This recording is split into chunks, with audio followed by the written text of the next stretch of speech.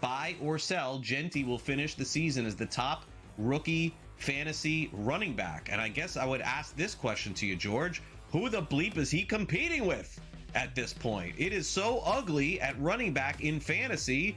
RJ Harvey has done nothing. Omarion Hampton is hurt. Caleb Johnson, does anybody even know where that guy is? He doesn't even play for the Pittsburgh Steelers. I mean, what am I missing here? Oh, there's one. There's one that I'm missing. There's one that I'm missing. I'll name that for you. I'll name the guy you didn't mention there. Well, Henderson's another guy, by the way. The New England Patriots don't trust him, right? They don't play him. But the guy that could compete with Genty,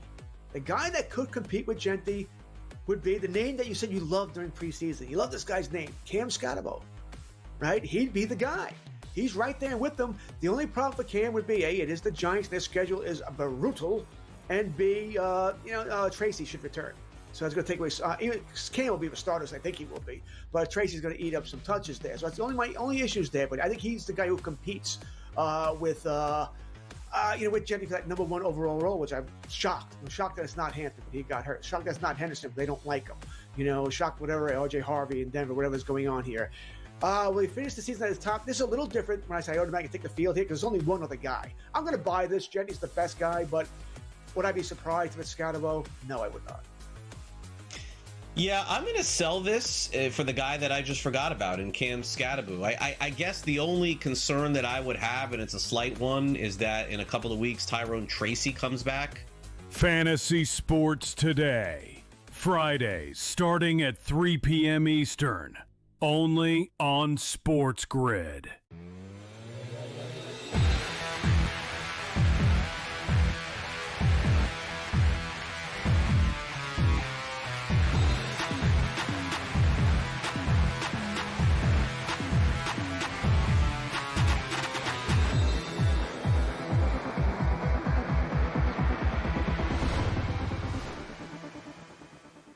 Let's roll. In-game live has begun. I am Gabriel Morency on the SportsGrid Radio and Television Network. Scott Wetzel off tonight, so we break it down Wicked Wednesday style. And I tell you what, there's a little bit of something for everybody. There's a ton of excitement in the air. Countdown to first pitch is on for the World Series. And it seems like it's the Dodgers versus pretty much the world besides Japan. As it seems like everybody is kind of anti-Dodgers right now, and Canada's team has become America's team. So we'll get into the World Series a little bit, but of course the NBA is back. Last night we lit it up, but it was kind of easy last night to handicap the NBA. There were only 2 games last night. So tonight we got a full slate of NBA basketball, including a potential Eastern Conference final showdown with the New York Knicks and the Cleveland Cavaliers, the two basic co-favorites to win the Eastern Conference this year, going head-to-head in the first game of the year. Knicks up 49-43 right now. The Boston Celtics without Jason Tatum in action against the Philadelphia 76ers. The Raptors with Brandon Ingram for the first time. They traded for Ingram last year, but he didn't play. So Ingram in a lineup for the new look Toronto Raptors, who are getting 5.5 tonight against the Atlanta Hawks. The Raps are currently up 23-17. But you know how we roll right now on In-Game Live, and we start the show off with something we call the pickoff. And for those of you who are paying attention, I think I'm like 11-1 with the last 12 pickoff picks. We've been absolutely killing it. So let's get right after it, and we'll let the Raging Redhead Cam Stewart go first with his first pick in the pickoff. Cam, what do you got tonight? What are you betting on? Gabe, I'm taking the Calgary Flames. They're not a very hot hockey team, but I like the situation at home to get it right against Montreal. I know this is not going to be popular, but I think the Flames are in a very good spot to win. I think they're going to be desperate, hungry, tight game. I'll take the dog. The lines actually, they turned into a favorite, which is kind of concerning. I bet them at plus 106, now minus 108. Give me the Calgary Flames to beat Montreal. I'm going to start off in the National Basketball Association. We've got a couple of games going off the board momentarily. Although since they are the season openers, there's, little celebrations and things that are going on. They seem to be tipping off a couple of minutes late tonight for the most part across the board, save for the nationally televised games. But yeah, give me the Detroit Pistons tonight. Cade Cunningham and company really took a big step last year into the playoffs. They don't have Jaden Ivey tonight. So Ivey is hurt to start the season, but there's no Kobe White. for the Chicago Bulls. They traded Lonzo Ball, so you brought in Okoro. Okay. Well, what are the Chicago Bulls? Like, I'm not even sure they're a play-in team this year. Josh Giddey's their best player tonight. All right, so you've got Josh Giddey and Okoro against an up-and-coming Detroit Piston team that's actually pretty deep. I could live without having Ivy in the lineup tonight. Give me the bad boys, the Pistons, on the road tonight, money line to beat the Chicago Bulls. Cam, pick number 2 for you. What you got? Now you tell me you're 11-1. Well, I'm on the Chicago Bulls plus 3.5 points. I don't know if this game can land between 1 and 3. I get it. You're absolutely right about the Bulls, but it is the first game of the season, and I expect them to come out. I am worried about them throughout the season. Morency, you're right. They're a team that's going to be battling for a play-in, probably not even going to get there. But at home, game number 1, I'll take the 3.5 points with the Chicago Bulls on their home floor. And not that last year matters because they're new teams, but the Pistons did beat the Bulls 3 of the 4 times that they played last year. But I really don't like to hang my hat on anything from last year. I'm looking at like the current rosters. That's why my next pick will be the New Orleans Pelicans plus the points tonight. Now, listen, the Pelicans are going to have their flaws. They're going to be a terrible defensive team, but they've got a bunch of dudes that can score. So the Pelicans are going to be a challenge to deal with. Zion Williamson, and, it sounds like, oh, he's in good shape, but he actually is for real. He actually is. Like, he never cared before. Like, people would criticize him, and he'd show up, like, overweight all the time. And, he was like, yeah, whatever, don't worry about it. I'll be fine. He really is in the best shape of his career right now. And the Memphis Grizzlies, I don't know how a team could be as injured as they are to start the season. But Zach Edey out, Brandon Clark out, Ty Jerome out, Scottie Pippen Jr. out. Dude, it's basically Ja Morant against the world tonight. Give me the Pelicans. I think the Pelicans can win this game outright, but give me the Pelicans plus the 4 points as a live road dog tonight in the National Basketball Association. Cam, what's your next pick? First, I like that Pelicans pick. I think they're going to win some games this year. Gabe, I'm going to your style too, MLS playoff style. Taking a look, the Chicago Fire on fire lately, playing really, really well. As for Orlando City, not really impressive down the stretch, even losing to a horrible TFC football club. I'm going to take these guys to advance. Also, Morency, you could turn this into a parlay. Both teams to score in game with Chicago Fire to advance at a great parlay price. But I'm just going to take the Fire in this game. I think they get it done and get it done against Orlando City. I'm thinking like a 2-1 or a 3-1 type of final. Yeah, Orlando City are a very beat-up soccer club. They have a ton of injuries coming into this match. We'll share our thoughts on this match before kickoff. But MLS playoffs start tonight, the wild card.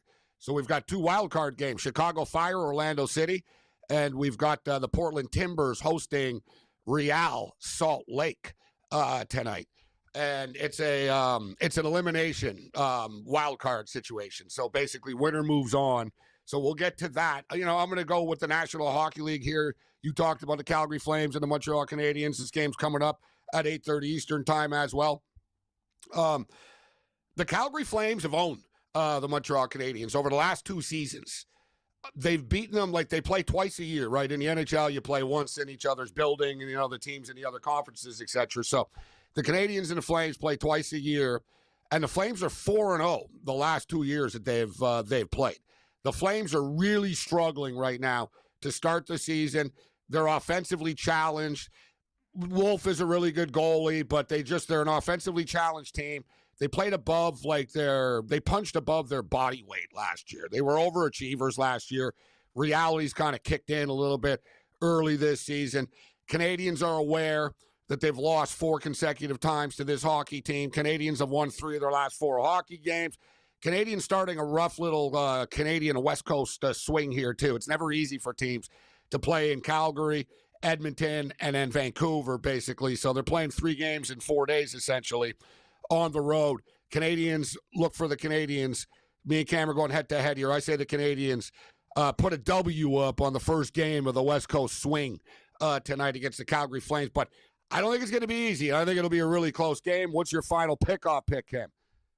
Final pickoff. I think you're going to like this one too, Gabe. I'm going to Tokyo for tennis right now. And the Canadian Leila Fernandez up against, what do we call her? I called her Rybakina, but it's Rebecca. So we got to do this properly. Rebecca. That's the way.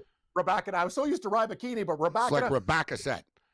Yeah, Rebecca said, "Oh man, my Same back thing. hurts. I'm getting old." Hey, Morency, I'll tell you one thing though. When Fernandez is not drinking Folgers, she's playing this woman really tough. Last time they played a 3-set epic battle, 7-6, 7-6, 7-6. She ended up losing, but I'll tell you one thing. She plays very good players tough. The spread is 4.5. I like over 20.5 games with Leylah Fernandez and Rebecca tonight in late tennis action. It goes off around 10:40 Eastern. One thing about Leylah Fernandez, she's from Montreal, but she's very good when she travels. She wins a lot of these tournaments that people don't pay attention to. She's a baller. Like, she shows up every tournament. She's one of the biggest grinders on the WTA tour. Final pick for my pick-off will be Calgary Flames and the Montreal Canadiens. Interesting trend, as we discussed. The Flames have beaten the Canadiens 4 straight times, but if you dig down a little bit deeper, the last 6 times that they played, it's gone under the number. You have to go back 4 years, the last time that these two teams played it over against each other. Give me under 6.5, alternate line, -165, in-game live. We're ready to rock. We got NBA, we got NHL, we're talking MLS wild card. We got the World Series coming. We got it all going on here. Paul Bovey's going to step up and join us tonight. We'll get into the National Football League with Paul Bovey. We're talking late night NBA basketball. We've got golf picks with Brady Cannon. In-game live continues.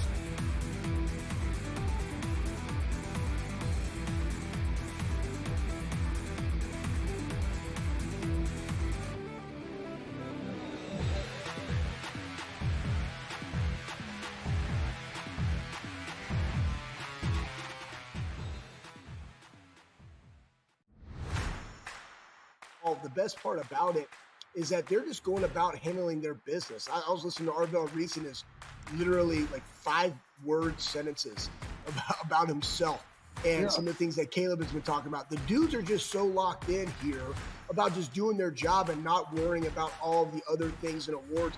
They know all those happen when you go win and you win decisively. The Bobby Carpenter Show, only on SportsGrid.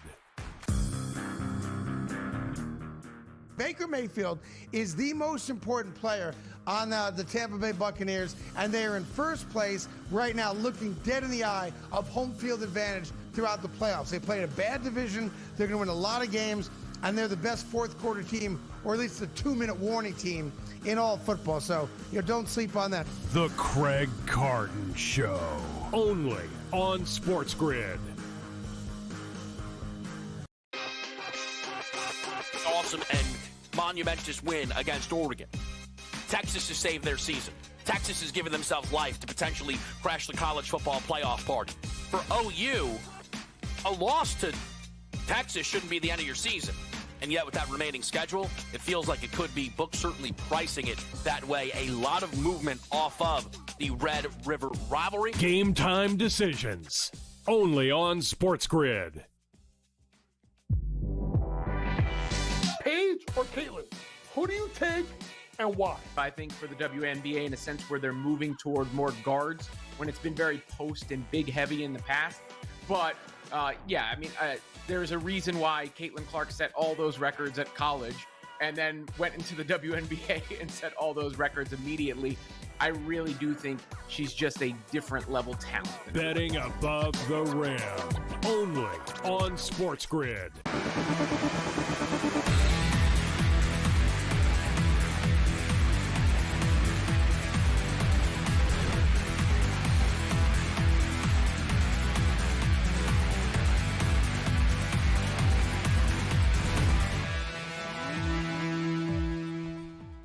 In-game live, SportsGrid Radio and Television Network. I am Gabriel Morency. Scott Wetzel off tonight. Cam Stewart is in.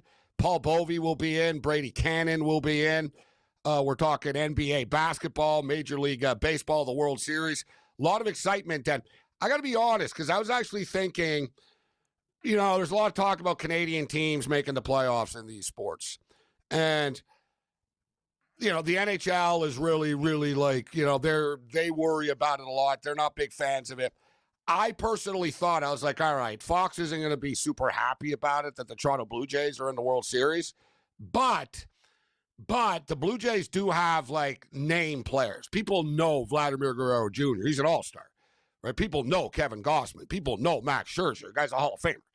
Like the Blue Jays, it's not like there's some little, this isn't David versus Goliath. The Blue Jays payroll is over $300 million. They're stacked, right? So from a base, I thought, you know what, baseball fans were really like this, but I'm not sure that America will be captivated by this, but I'm amazed to see just like the popularity of it. The Blue Jays and the Mariners was like the biggest rated game on Fox, like ever type of deal. They got like 11 million people like the other night for Seattle and Toronto. And I hate to say it as a Dodger fan, but a lot of people hate the Dodgers so much. Like we become Duke. We are Duke. I hate to say it because I don't like Duke, but we are Duke, basically, where people tune in. That's why, like, people always say, all right, you want a Cinderella. People don't want Cinderellas. People don't want Cinderellas. When Butler played UConn in the tournament, nobody watched. People want to see the big star team lose. They want to laugh at Ohtani. Oh, look, he's not perfect. Look, oh, Tyler Glasnow got hit, right? People want to see successful people fail. And the Blue Jays have become like America's team, right? Except the entire country of Japan is cheering for the Dodgers. And, you got Dodger fans cheering for the Dodgers, and Korea's cheering for the Dodgers because there's Koreans on the Dodgers too. But for the most part, the world, including Cam Stewart, are pulling for the Toronto Blue Jays. We are. And you know what, Gabe, it's actually, when you talk about this stuff, and, it actually winds up perfectly. You have an East Coast major city, West Coast, the Dodgers are arguably, they are the best team in Major League Baseball. And if you look from population, in North America, LA is the third, like they're third, and like I'm talking all like everything, like Mexico City. Toronto's 4 and LA's 3. Like Toronto's basically the same. Houston, Chicago, like take a look at the population numbers. It's not like there's nobody here. They have tons of people here. So I think it's fine. Like their ratings for this are going to be massive. Yeah, but the people that are there, Cam, don't count for the Nielsen ratings. So yes. There's 9 million people in Toronto or whatever now, but like, that's, it's not about the people there. The Blue Jays, listen, the Blue Jays got 11 million people in Canada the other night watching, which is just absolutely insane when you consider there's only like 45 million people in Canada. So essentially like nearly 22% of the country actually watched the World Series at one point. But, baseball, it's a great series, and the series is sort of selling itself. Because from a baseball perspective, it is a damn good series. Like the Blue Jays would have as better of a chance or as good of a chance as anybody to match up with the Dodgers the way they're playing right now. They've got home field advantage. I don't know if that matters. Offensively, they match up extremely well, I think, with the Dodgers. Like you could say, all right, you go down the list. It's like Springer's red hot right now. Okay. Mookie Betts, Springer. Okay. Vlad, Ohtani. You sort of go down the list, but the Blue Jays better hope that the Lucases and the Straws of the world are going to be better than the Muncies and the Will Smiths of the world. And for me, the pitching is going to be a big key, but we'll break it down throughout the evening. We gave our early picks for games that are coming up. Cam gave a Chicago Fire, Orlando City MLS pick. As I stated, Orlando City are a pretty beat-up team. I follow MLS very closely. The Chicago Fire were like one of the best over teams in the league for the last couple of years. They were horrible defensively. They scored goals. They were okay, but they weren't like a great team. They've tightened up defensively over the last month, and they have been hot. Cam is right. They have been hot down the stretch to get into this wild card spot that they're in right now, and Orlando is really backpedaled into this spot. So you can get the Chicago Fire at plus 110 to win in 90 minutes, but it is an elimination game, right? So, to me, I'm not running to my computer here to bet the over in a game that Orlando does not want to get into a track meet with Chicago. They don't have the players to do it. Orlando's going to try to hang on for dear life here and just, whatever happens, happens. And they're going to try to keep this game as close as possible. I'm going to go with Chicago to qualify, so they win in any measure here. Minus 163 for the Chicago Fire to qualify. We've got a college football game being played right now. We got another one coming up in less than an hour's time. We'll give you a pick for that one. Cam, did you play Middle Tennessee and Delaware? Gabe, I can't lie to you. No, I didn't. I didn't touch college football for the first time in a while. I was looking to get in on this Missouri State, New Mexico State game. That goes off at 9 o'clock. Missouri State's gone from 1.5 point favorites to 2.5, total 51.5. I looked at Delaware, but they were huge favorites, Morency. What was Middle Tennessee getting? 9.5. They're leading right now. I don't know if we want to take a shot with Delaware live, but I did not bet these games pregame, and I don't know what you're doing with these games. I got a couple NBA plays, I got soccer plays, I got tennis and golf. So you tell me. Do you think Delaware is going to come back? They're minus 4.5 on the live board. Total 66.5. I've seen a 63.5 for me. I got a 3.5 and a 63.5, 14-7. Delaware moving the football right now on the 39-yard line. I did play one play in this game, and I've been more disciplined in that I didn't play, I'm going to play a side, teaser, total. I'm just going to play everything for the sake of it. I only played the over, and the over climbed. So I got it at, it was like 55.5 that it ended up closing at. It was 54 earlier in the week, so it ended up going up. So I just bet the over this game. Delaware are overrated, and they shouldn't be this heavily favored. Delaware's defense is bad, but Delaware can score points in bunches. We saw it last week when they tried to come back on Jacksonville State, where their offense is good, Delaware. Like, they can move the ball down the field in like 4 or 5 plays. Middle Tennessee are not a very good team this year. I'm actually surprised they're up 14-7. So, yes, I think Delaware minus 170 money line is worth a look.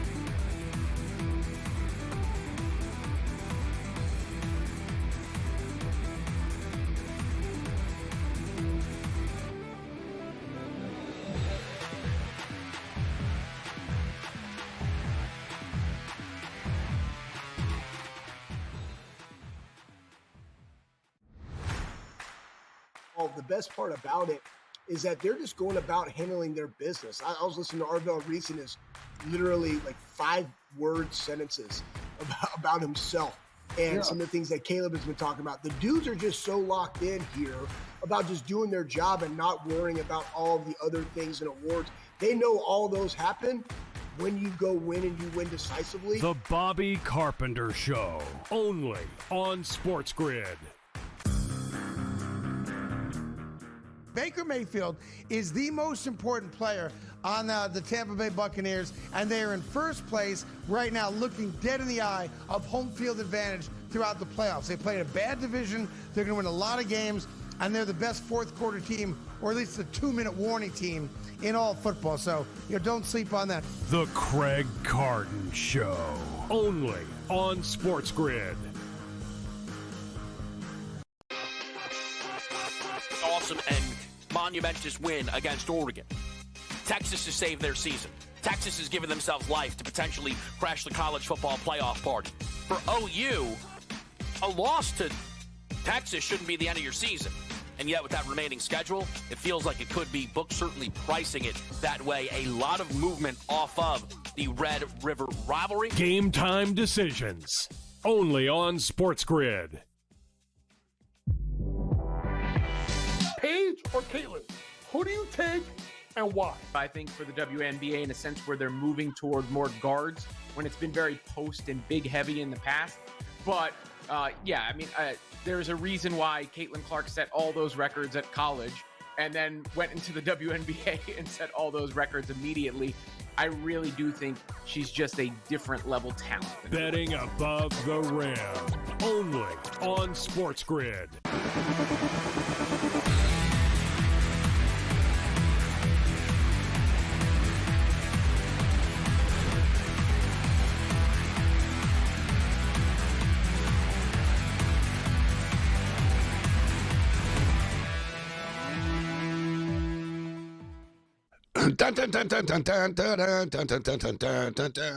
The NBA is back, and people got very excited about the NBA on NBC last night. I got to tell you what, that was some masterful work last night by the NBC crews.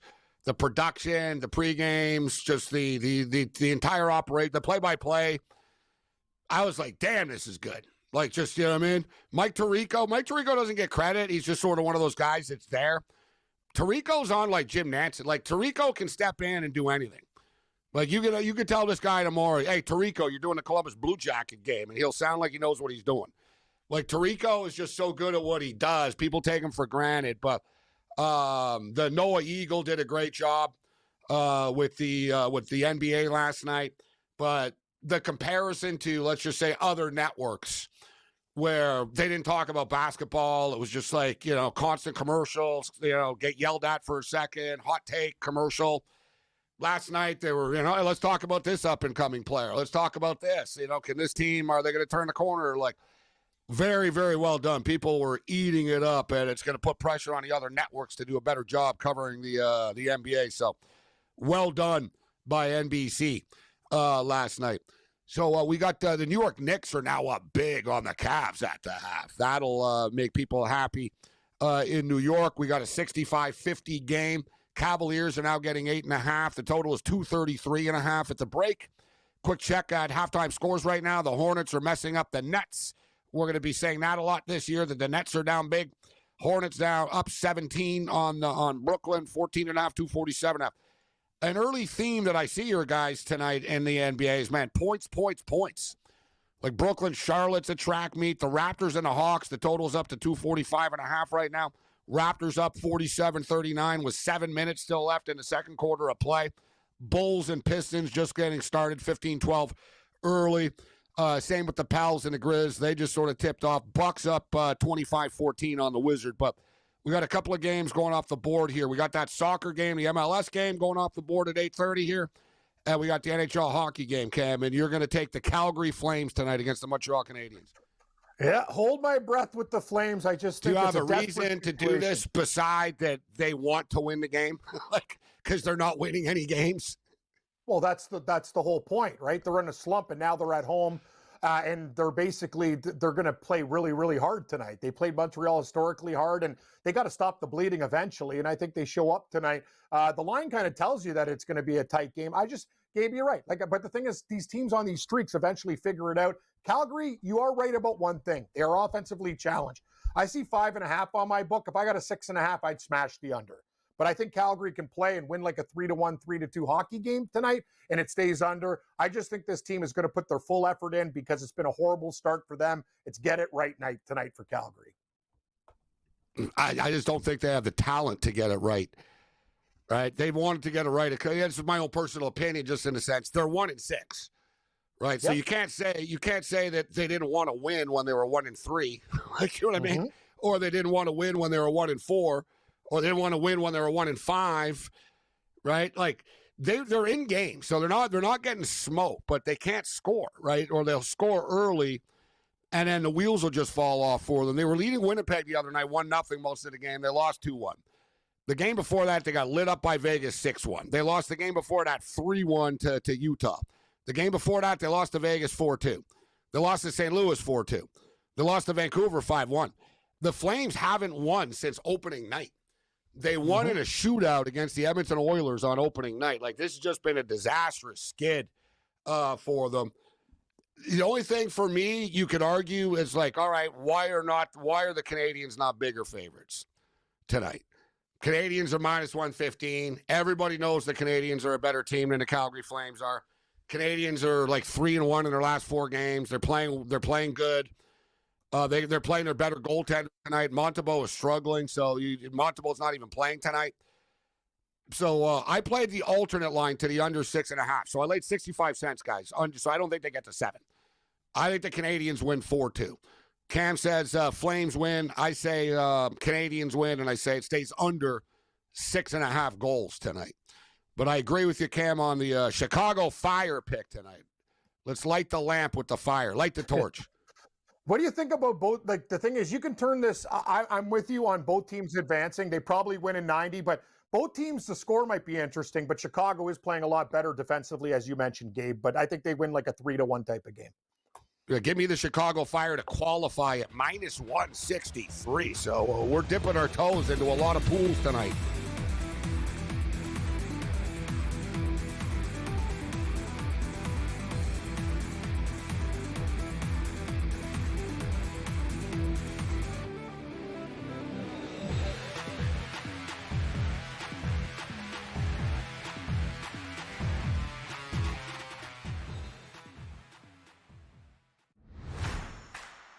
Well, the best part about it is that they're just going about handling their business. I was listening to Arvell Reese and his literally like 5-word sentences about himself and some of the things that Caleb has been talking about. The dudes are just so locked in here about just doing their job and not worrying about all the other things and awards. They know all those happen when you go win and you win decisively. The Bobby Carpenter Show, only on SportsGrid. Baker Mayfield is the most important player on the Tampa Bay Buccaneers, and they are in first place right now, looking dead in the eye of home field advantage throughout the playoffs. They played a bad division. They're going to win a lot of games, and they're the best fourth quarter team, or at least the 2-minute warning team in all football. So, don't sleep on that. The Craig Carton Show, only on SportsGrid. Awesome and monumentous win against Oregon. Texas has saved their season. Texas has given themselves life to potentially crash the college football playoff party. For OU, a loss to Texas shouldn't be the end of your season. And yet with that remaining schedule, it feels like it could be. Books certainly pricing it that way. A lot of movement off of the Red River rivalry. Game time decisions, only on SportsGrid. Paige or Caitlin? Who do you take and why? I think for the WNBA, in a sense where they're moving toward more guards when it's been very post and big heavy in the past. But there's a reason why Caitlin Clark set all those records at college and then went into the WNBA and set all those records immediately. I really do think she's just a different level talent. Betting above the rim, only on SportsGrid.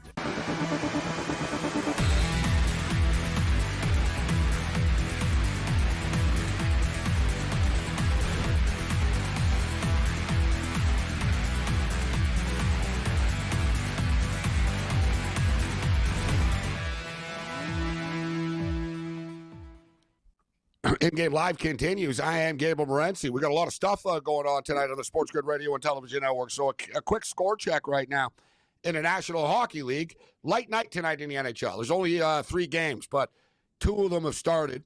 So we got the Minnesota Wild and the New Jersey Devils. The Devils coming off a big win last night against the Maple Leafs. They're up 2-0 right now on the Wild. So it's a 2-0, 5.5 left in the second period of play. They're laying 2.5. The total is 4.5. The Red Wings and the Sabres are still scoreless, total down to 4.5 right now as the second period has just started between the two of them. Game is basically a pick-em, minus 115 on both sides. Me and Cam are on different sides of the Montreal Canadiens and the Calgary Flame game. I bet the under 6.5 at minus 165, and I see it's getting steamed to the under here, late money. The NBA is back, and we got a big week of NFL football. Paul Bovey is back with us as well. Paul Bovey in the house, rocking the Raptors gear. Love to see it, Paul. And Raptors looking good against the Atlanta Hawks right now to start the season. Hey, Gabe, I'm in this Airbnb, right? And I check in here, and I always bring my own TV so I can download the VPN and get my NFL games. So this Airbnb, they have a TV. They get one live sports channel, and it's SportsGrid. Would you imagine that? So, anyway, that's the best. I can't even get a World Series game last week. But thankfully, like I said, I always import my own TV into these Airbnbs, and it works out great. So anyway. The Airbnbs, they've got smart TVs. And SportsGrid, we're big on smart TVs, right? So exactly. It's funny. I was at a hotel in Montreal when we were on tour. And of all places, I'm in Montreal, turn on the TV, same thing. I'm like, wow, I got SportsGrid. I saw right away, I saw us. I was clicking around. I was getting mad after. I'm like, there's nothing else though. I'm like, where's the live sports? I'm like, exactly. Son of a. But right away, I'm like, all right, get the computers out. It's time to start streaming. It's time to start streaming. All right, so Paul Bovey, literally, I'm not just saying this. Because I'd rather bust his nuts than give him flowers and accolades. But Paul really is one of the best NBA handicappers in the business that I've ever met. But I just gave him props, but he's scared when it's early in the season. He likes to stay back and watch. So he doesn't have any hot NBA takes right now to start off here, unless you got some future plays or anything, Paul. Any hot NBA takes before we get to football? I do have a few future plays, but I don't want to discuss it because I'd rather get into football. And it's not fear that takes me away from the NBA. It's just I need an easy transition, if you know what I'm saying. Yeah. You're so into football. It's not so much the early basketball, right? You're so into the football. How are the contests treating you, actually?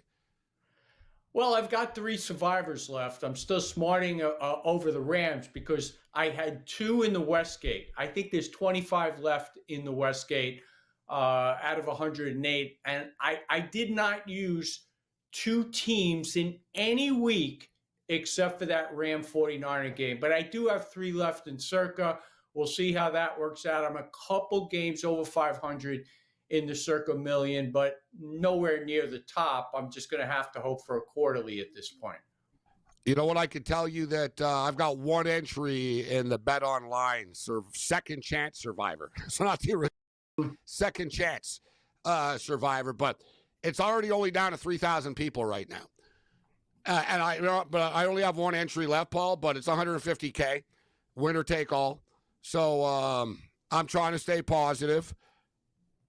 I haven't taken the Colts. I was thinking about the Colts this week. Now you got Mariota starting on Monday, right? Daniels is out. That's another massive spread right now. What do you think about those 2? I'm going to go with Atlanta. I can't fault you for the Colts. I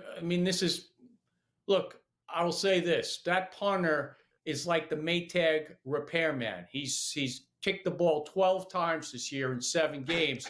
And they're just moving the ball up and down the field. And you wonder if Tennessee can hold them to less than 35 points. I doubt it. Tennessee had struggled with New England running the ball down their throat. So I think that's a pretty safe play. And certainly the Chiefs. The issue with the Chiefs is most people in Circa want to save them. I want to save them for Thanksgiving, Black Friday, right? Or the Black Friday day. Yeah, they played Dallas on the road, but they host the Broncos. And you have to figure they're going to be a safe play against the Broncos at home. I'm not going to say it's a lock, but you'd have to give a strong lean to the Kansas City Chiefs. By the way, that Bronco collapse was absolutely epic. And all I could think about as I held on to 1 Bronco survivor on Sunday, the other 2 were already in the clubhouse.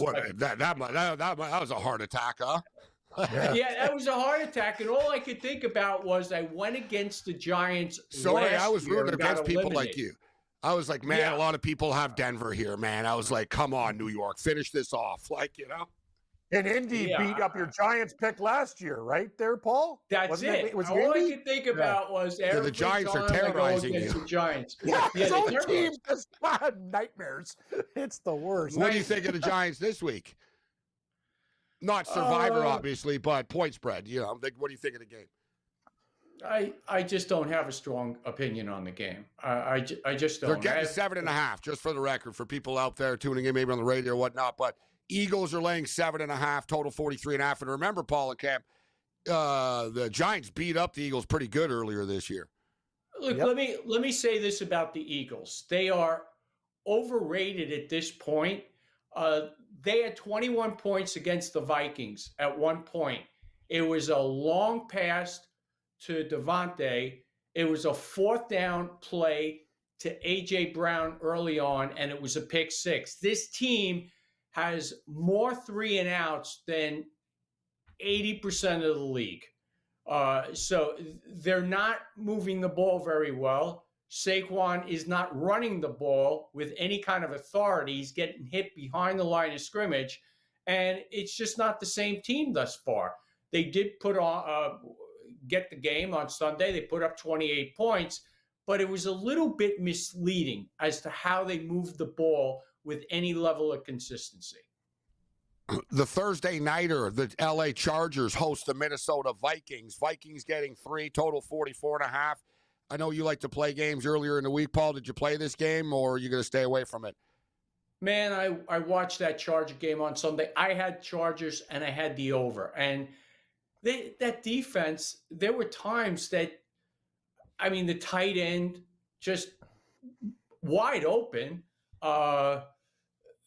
It just wasn't good. I don't have a lot of faith in the Chargers. Justin Herbert, I'm going to give him some credit because he did end up with over 400 yards, but he threw a key pick into the end zone right before the half, and they could have closed the deficit to 20-10.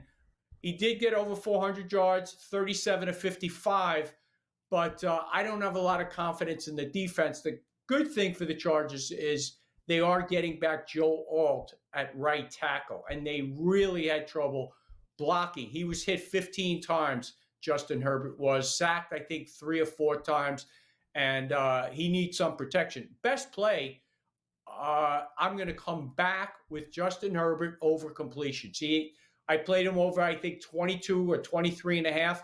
They didn't move the number up, but he's throwing a lot of short stuff because of that offensive line. And I don't know how much of a difference Alt's going to make coming back in the lineup. Looking at the completion prop tomorrow, Justin Herbert, 24.5 plus 100 to the over. Pass completions, Carson Wentz, over under 21.5, minus 120, minus 125 to the over. All right, we'll talk more NFL on the other side with Paul Bovey. Maybe get a college pick or two and get you up to date with the NBA.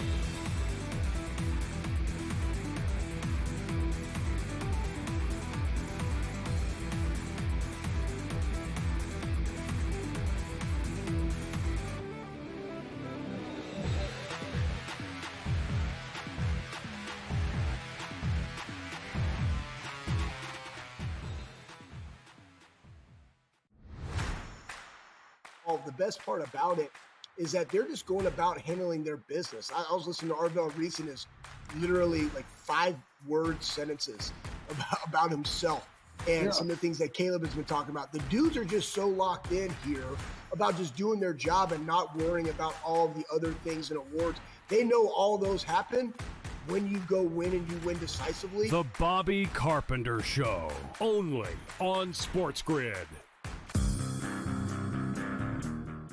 Baker Mayfield is the most important player on the Tampa Bay Buccaneers, and they are in first place right now, looking dead in the eye of home field advantage throughout the playoffs. They played a bad division. They're going to win a lot of games, and they're the best fourth quarter team, or at least the 2-minute warning team in all football. So, don't sleep on that. The Craig Carton Show, only on SportsGrid. Awesome and monumentous win against Oregon. Texas has saved their season. Texas has given themselves life to potentially crash the college football playoff party. For OU, a loss to Texas shouldn't be the end of your season. And yet with that remaining schedule, it feels like it could be. Books certainly pricing it that way. A lot of movement off of the Red River rivalry. Game time decisions, only on SportsGrid. Paige or Caitlin? Who do you take and why? I think for the WNBA, in a sense where they're moving toward more guards when it's been very post and big heavy in the past. But there's a reason why Caitlin Clark set all those records at college and then went into the WNBA and set all those records immediately. I really do think she's just a different level talent. Betting above the rim, only on SportsGrid.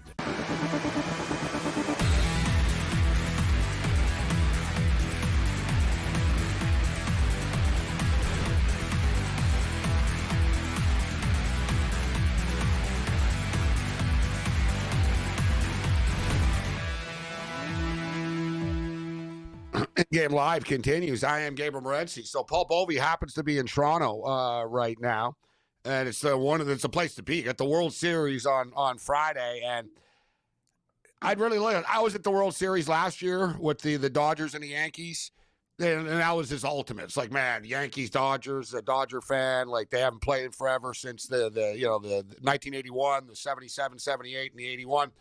So it was just sort of a dream matchup, but so is this kind of like I lived in Toronto for like 17 years or 15 years, whatever the hell it was. Like I spent a lot of time in Toronto.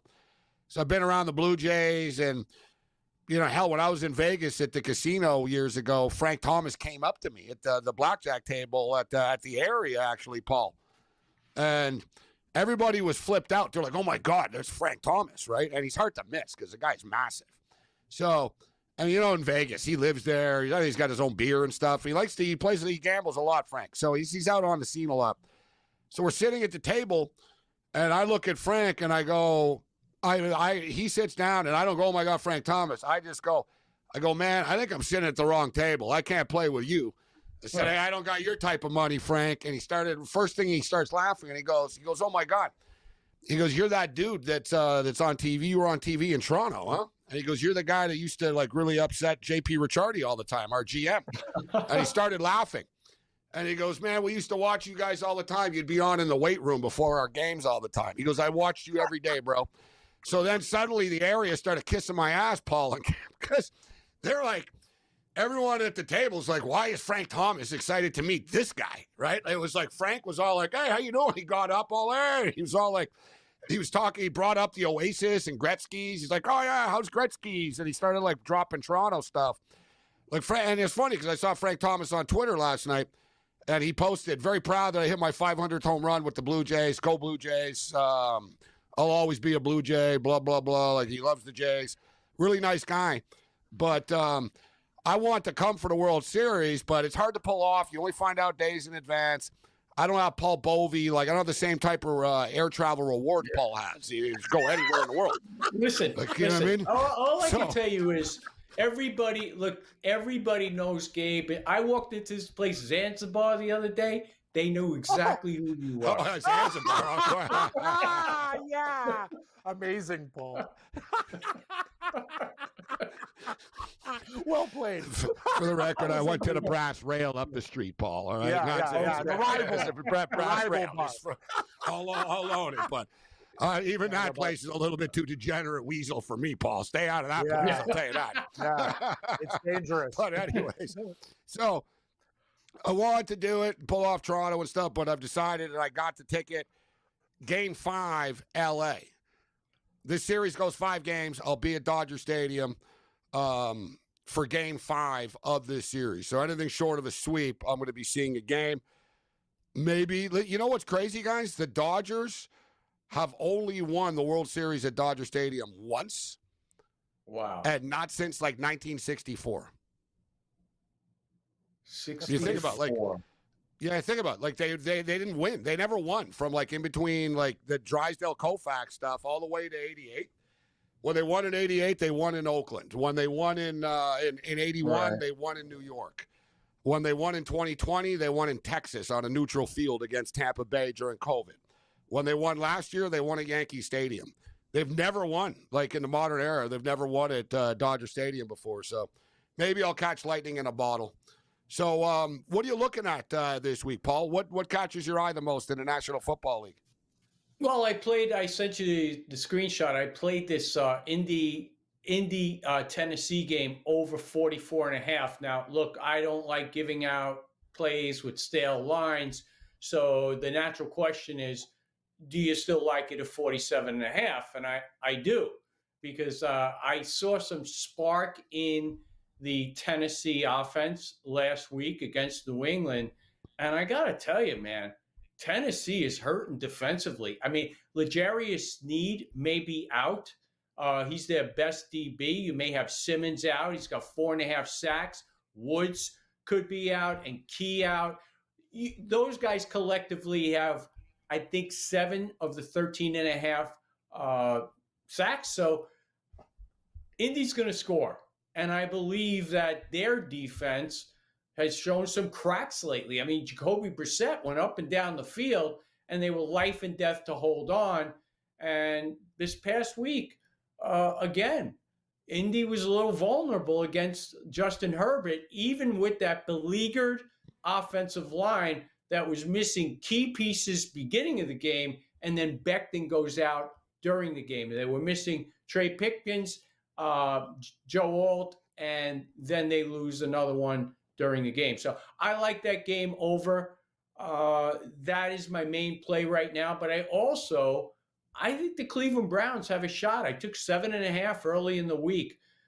This New England team, I think they're ready for a soft spot here. I give all the credit in the world to Drake May. He's playing great, but they had 3 consecutive games where they were marginally better than 300 yards of total offense. And this week against Tennessee, May went off. I think he was 21 of 23, but in large part, it was due to those injuries. Players were coming out during the game, and I think Cleveland can hang around.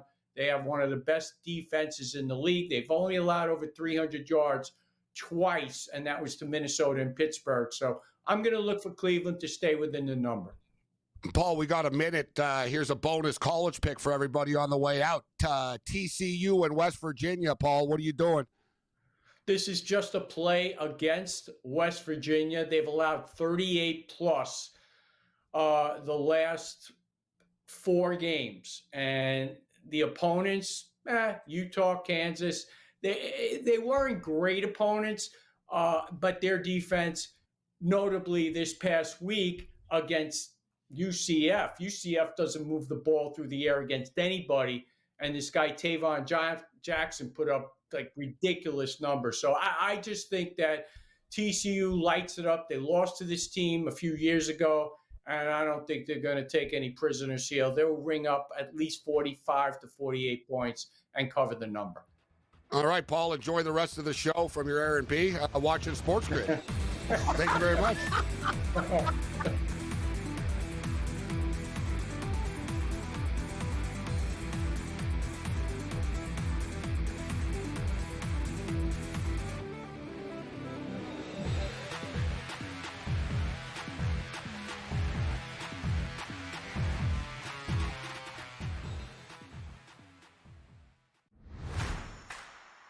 The best part about it is that they're just going about handling their business. I was listening to Arvell Reese and his literally like 5-word sentences about himself and some of the things that Caleb has been talking about. The dudes are just so locked in here about just doing their job and not worrying about all the other things and awards. They know all those happen when you go win and you win decisively. The Bobby Carpenter Show, only on SportsGrid. Baker Mayfield is the most important player on the Tampa Bay Buccaneers, and they are in first place right now, looking dead in the eye of home field advantage throughout the playoffs. They played a bad division. They're going to win a lot of games, and they're the best fourth-quarter team, or at least the 2-minute warning team in all football. So, don't sleep on that. The Craig Carton Show, only on SportsGrid. Awesome and monumentous win against Oregon. Texas has saved their season. Texas has given themselves life to potentially crash the college football playoff party. For OU, a loss to Texas shouldn't be the end of your season. And yet with that remaining schedule, it feels like it could be. Books certainly pricing it that way. A lot of movement off of the Red River rivalry. Game time decisions, only on SportsGrid. Paige or Caitlin? Who do you take and why? I think for the WNBA, in a sense where they're moving toward more guards when it's been very post and big heavy in the past.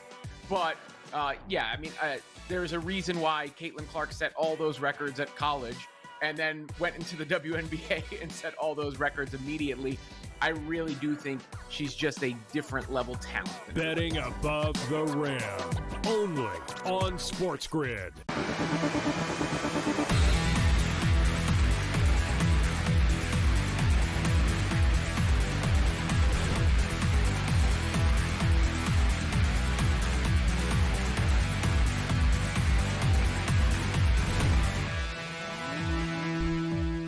Always great catching up with Paul Bovey, one of the sharpest bettors in the business. He's a big cheapskate, right? He's buying his hoodies at Costco. He's got big bucks, but he doesn't want to pay for the World Series, doesn't want to pay for the Raptors in the Bucks game. Incidentally, the Raptors are playing the Bucks on Friday in their home opener, and I believe they're moving the start time. So we'll check about the start time. So people wondering, They're not going to play at the exact same time.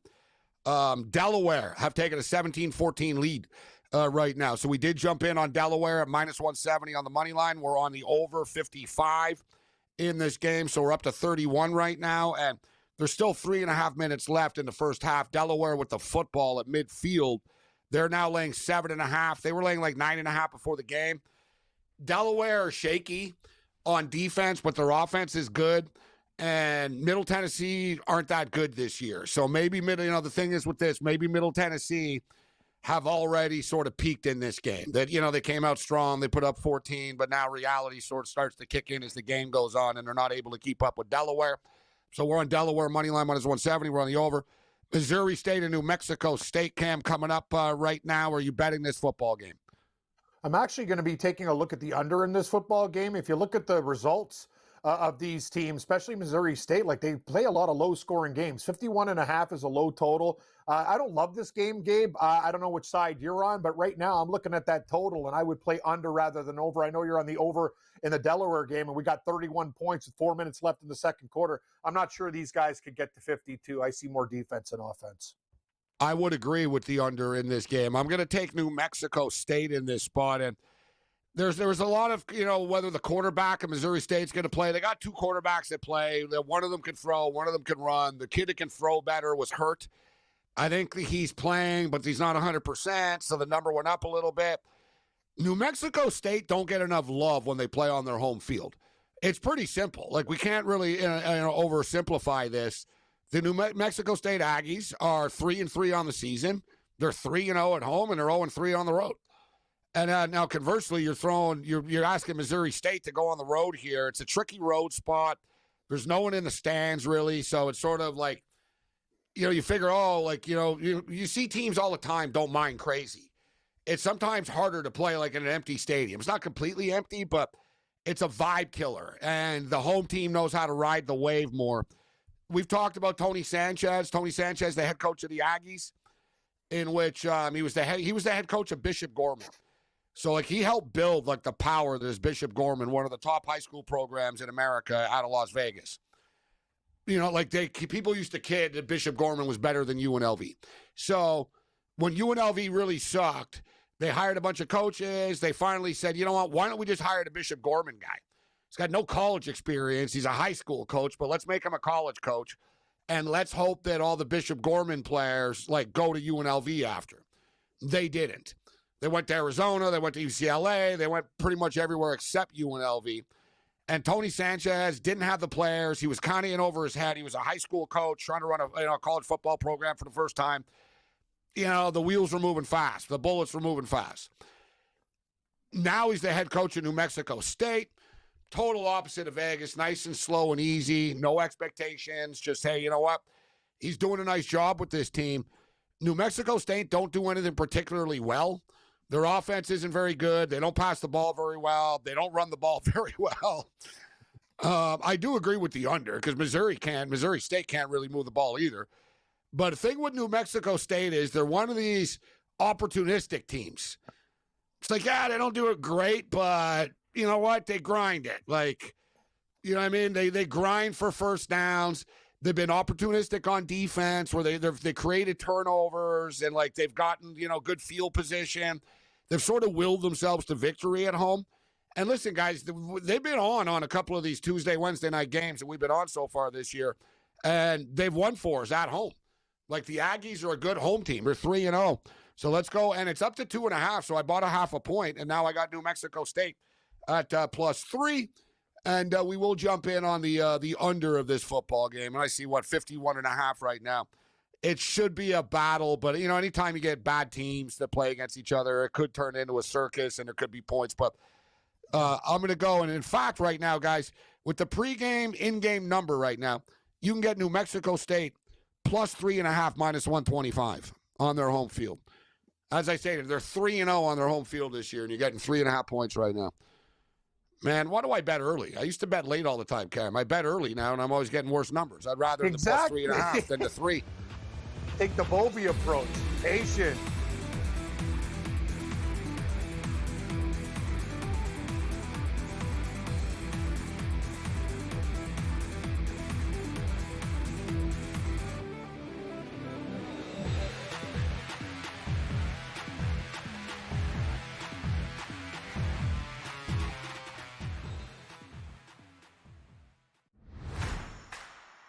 The best part about it is that they're just going about handling their business. I was listening to Arvell Reese and his literally like 5-word sentences about himself and some of the things that Caleb has been talking about. The dudes are just so locked in here about just doing their job and not worrying about all the other things and awards.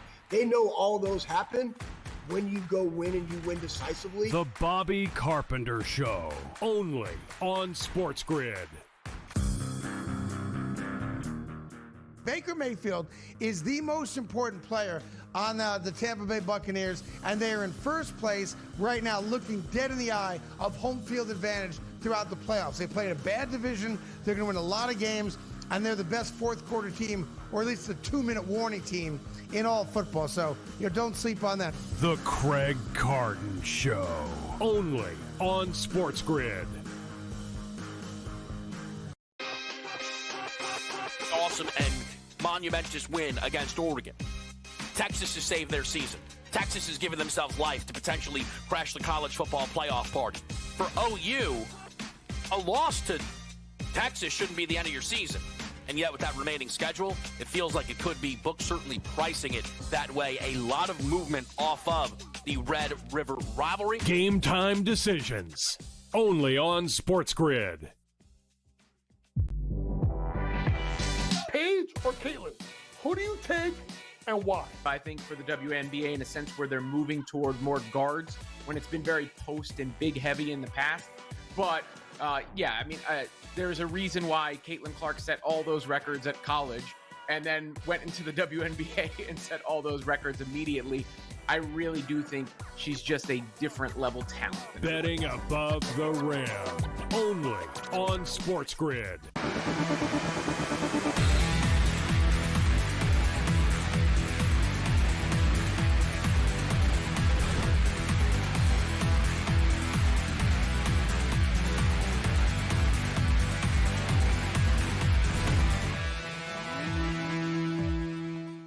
In-game live continues. We're already an hour 2 here on the program, flying by. We got a lot of sports to get to still. We'll get you caught up to date as well. So we got Brady Cannon ready to step up and in. And I've brought this up in the past before, and I know betting MMA that there's a lot of people in the MMA world, and you think, MMA bettors wouldn't be betting tennis, but they do. They bet tennis. And you know what? Some of them bet golf as well. Sort of, you get people who like to sort of bet on these individual sports. But as we bring Brady Cannon in right now, I can't help but think, Brady, like golf is a lot like the MMA world in that it's like there's the saying, it's always happy hour somewhere. There's always a golf tournament somewhere, right? Like on a weekly basis. No doubt about it. Yeah. And like there's even like people think Rory's on a yacht. It's like, no, Rory's playing in India. Like, you know what I mean? Yeah. Like Rory's out there playing in the India Championship and stuff. And big names are playing all over the world, and there's always tournaments going on. So for bettors, there really isn't much of an off season in the golf world anymore. And especially now in the modern world, Brady, where the sports books want content. So they're putting up numbers for basically every golf tournament that's going on in the world now. So there's always golf to bet on. And Cam Stewart's a busier man than I, because I pretty much only do the PGA Tour, which is nearly year round. They take a week off here and there. They pretty much take the whole month of December off. But Cam dives into the European Tour as well. And our buddy Keith Stewart, plays the LPGA as well. So those, you guys are pretty much going around the clock. But yeah, it's a great point, Gabe. And MMA is kind of the same way. You want to bet slap fighting. I mean, there's always some form of fighting that's going on. And how many different MMA leagues are there besides the UFC? So yeah, absolutely. A ton of both of those things going around. Great time of the year to be a sports fan and a sports bettor. Before we get to the golf picks, what do you think of the World Series matchup, Brady, with the Blue Jays and the Los Angeles Dodgers? A World Series that there seems to be some legitimate excitement about, actually, right? A lot of people really believe that the Toronto Blue Jays are a live dog, right? That they're playing really good, and a lot of people just hate the Dodgers. You get the combination of people wanting to see the Dodgers lose. I mean, it's not quite New York, but it's close. Toronto, you guys know that. Right next door. It's two big cities, major markets, good ball clubs, past winners. Of course, historically, the Dodgers have won many, many times, but the Blue Jays have been there. I heard some people talking earlier today about betting the Dodgers to sweep, betting the Dodgers minus a game and a half. That they don't think it'll get back to Toronto. They don't think we're going there for game 6 and or 7. I could see that, but I don't know yet, guys. I have a hard time believing, and God bless you, Gabe. I know you're a Dodger fan. You got to be feeling pretty good about this, that they're going to, obviously they're a pretty heavy favorite to get this done. I've got tickets to game 5, Brady, in LA. That's the last home. That's like the last possible, you know what I mean? It goes game 6 and game 7 are in Toronto. So, well, give me a text. I'll see if I'm free that night, but we'll both go down there. We'll see. The first 2 games are massive, right? If the Blue Jays fall behind 0-2, the wheels could fall off pretty quickly for them, right? Let's just be real. You wouldn't expect the same thing's going to happen that happened to the Seattle Mariners, where they give up 2 immediately following, where they win 2 on the road and then give 2 up at home. I just wonder if Blake Snell and Yamamoto and Shohei, all they did is like one-up each other. Snell was unbelievable.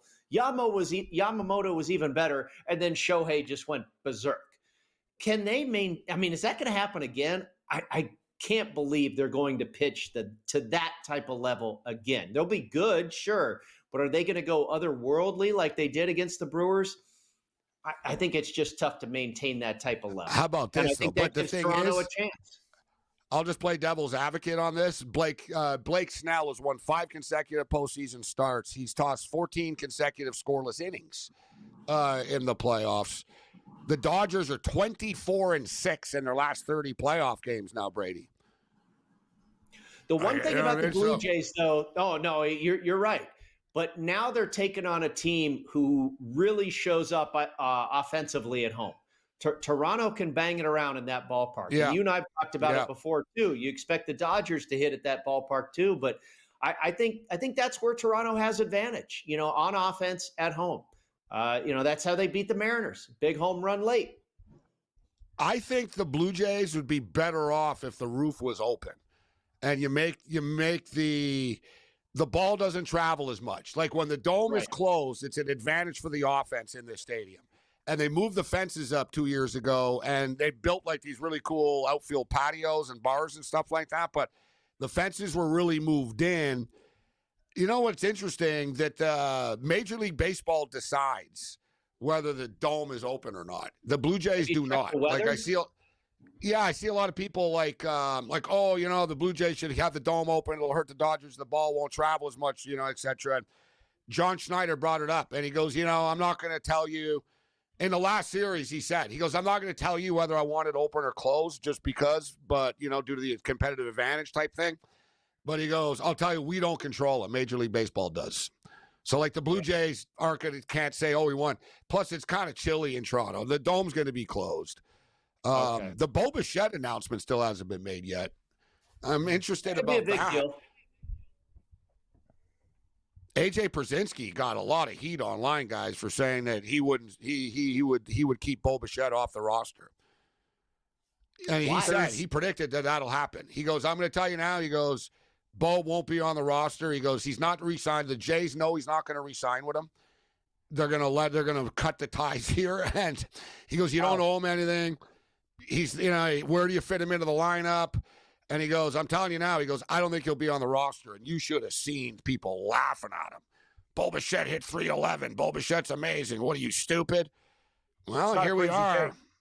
Hasn't been announced yet that he's on the roster.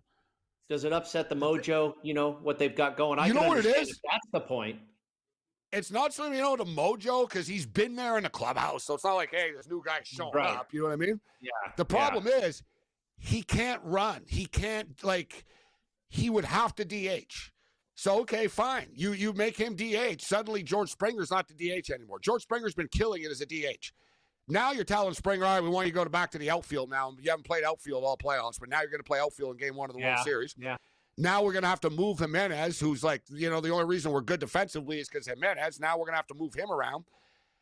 It's a domino effect offensively. Right. I personally think, Cam, my guess, you're going to see what they're going to do with Bichette is he'll be on the roster. They're not going to want the Heat to leave him on the roster, but he won't start. Exactly. That is my He'll take as be- well. And one thing, he's cold, Gabe. And another thing is you have to understand, and you know this as a Dodger fan, they have all the relievers, Flu Hardy, all these other guys. So if he's on the roster, you're going to lose an arm, and you're going to need those arms big time against the Dodgers. You put him in there, but you're right. I don't think he's going to play. You know what I mean? It'll be a situational hitting spot. He will not be an everyday player. And right now, things that are going on with the Blue Jays are so damn good, to Brady's point and yours. It sounds almost insane, but I don't blame Brzezinski at all, and I wouldn't take a shot at him. This guy played for the White Sox when they won the damn World Series. I think he knows what he's talking about, and it's a lot more complicated than people think. I think he'll be on the roster as well, but it's not going to be an everyday thing, Gabe. As I stated, he's a defensive liability. He can't play defense. So yep. It's not as simple as just saying, all right, we're going to let him DH. It's like George Springer's the DH. So what do we want to do with George Springer? He's been our best player in the playoffs. Right. Yeah, Brady, when guys get taken out of position and move, not everybody's Mookie Betts that just says, all right, no problem. I'll play shortstop, second base. Yeah, you want me to pitch? Mookie Betts just shows up. And that's another one, Gabe. You're a Dodger fan. I wonder what you think of this.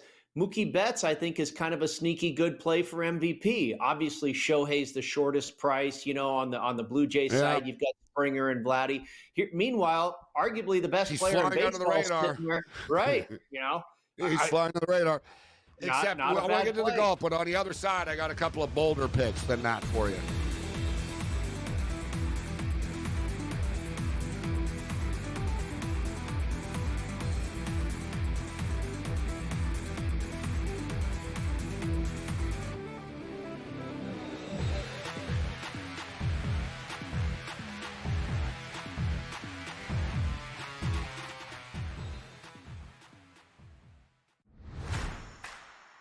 The best part about it is that they're just going about handling their business. I was listening to Arvel Reese and his literally 5-word sentences about himself and some of the things that Caleb has been talking about. The dudes are just so locked in here about just doing their job and not worrying about all of the other things and awards. They know all those happen when you go win and you win decisively. The Bobby Carpenter Show, only on SportsGrid.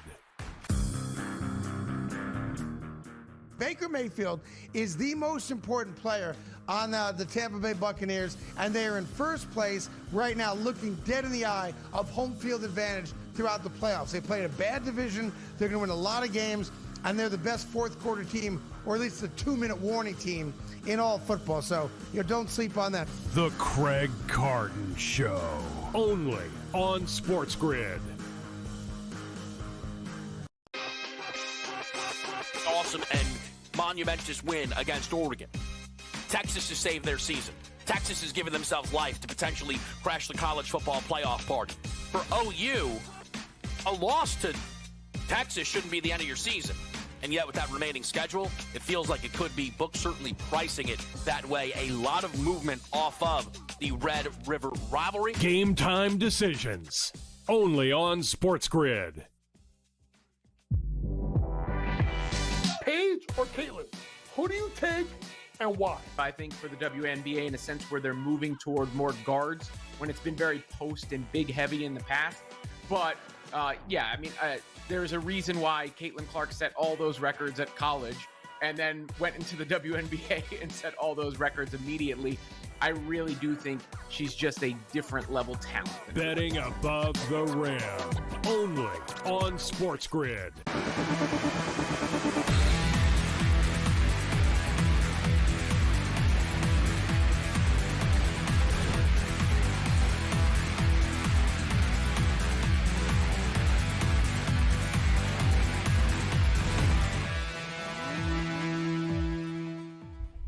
All right, one of the biggest storylines, too, but I'm glad it hasn't become a big storyline because it's played out. It's done. We get it. You don't like each other.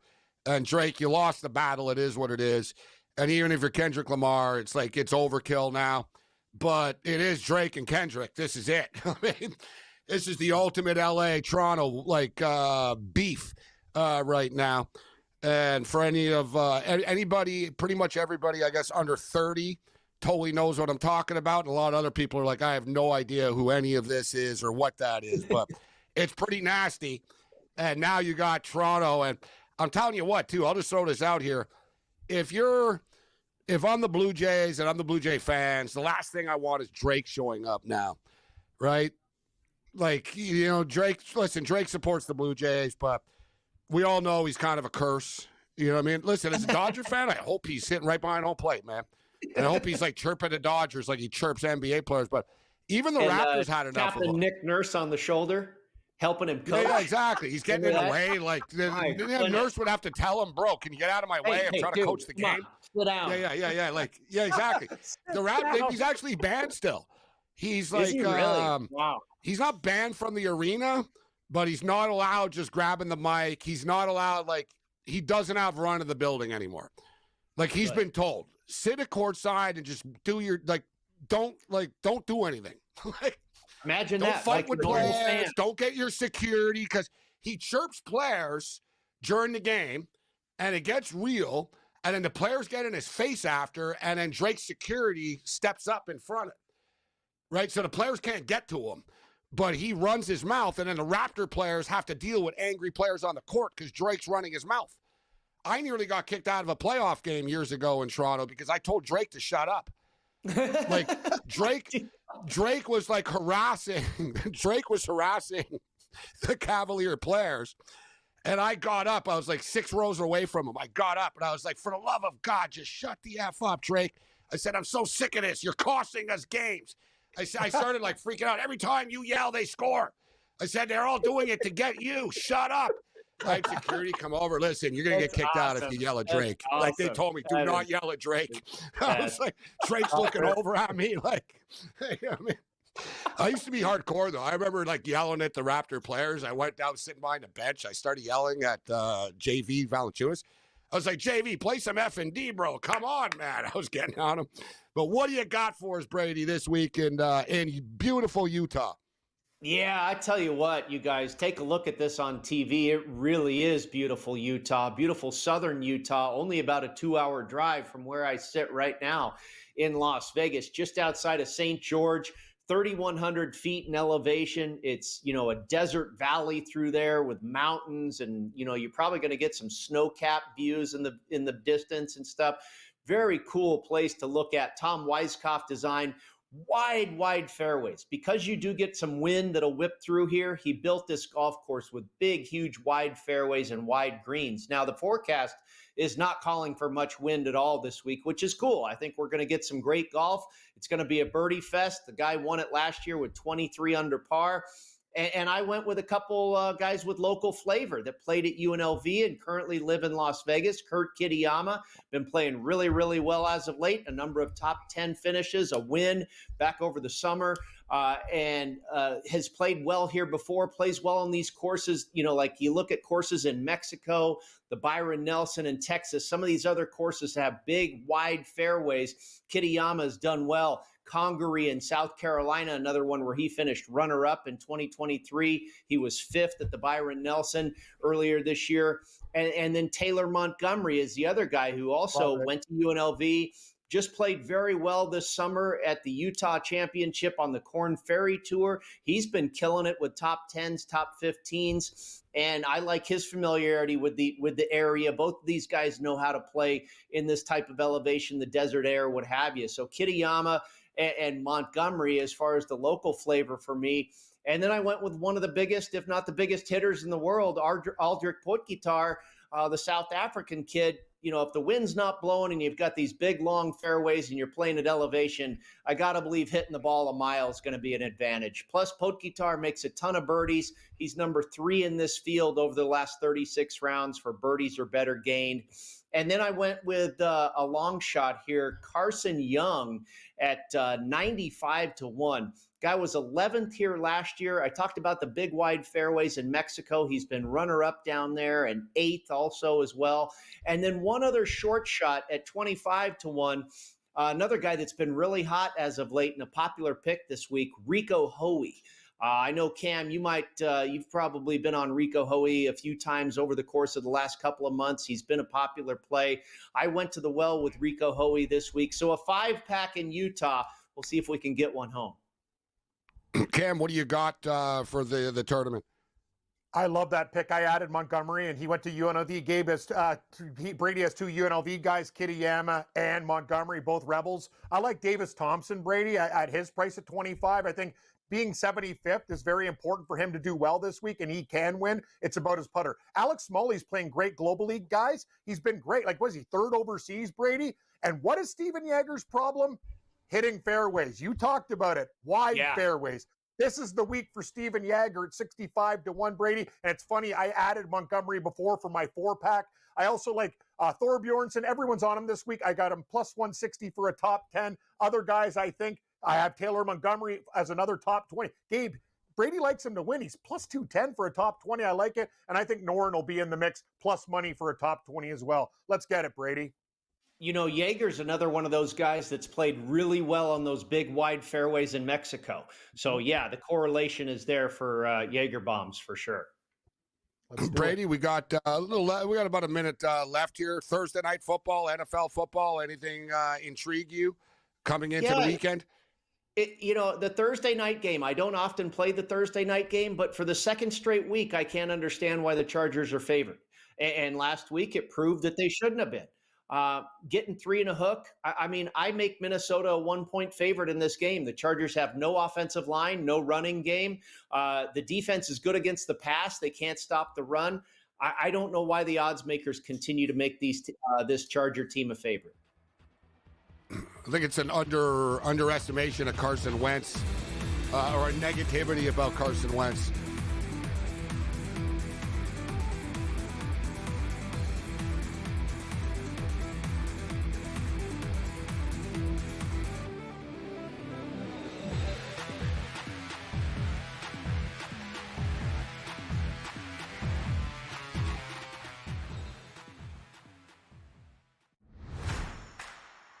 The best part about it is that they're just going about handling their business. I was listening to Arvell Reese and his literally like 5-word sentences about himself and some of the things that Caleb has been talking about. The dudes are just so locked in here about just doing their job and not worrying about all the other things and awards. They know all those happen when you go win and you win decisively. The Bobby Carpenter Show, only on SportsGrid.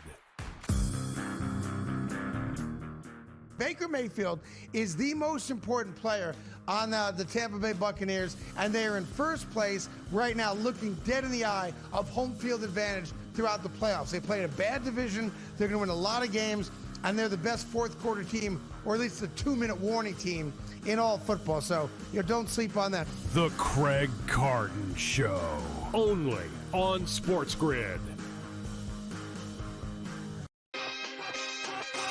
Awesome and monumentous win against Oregon.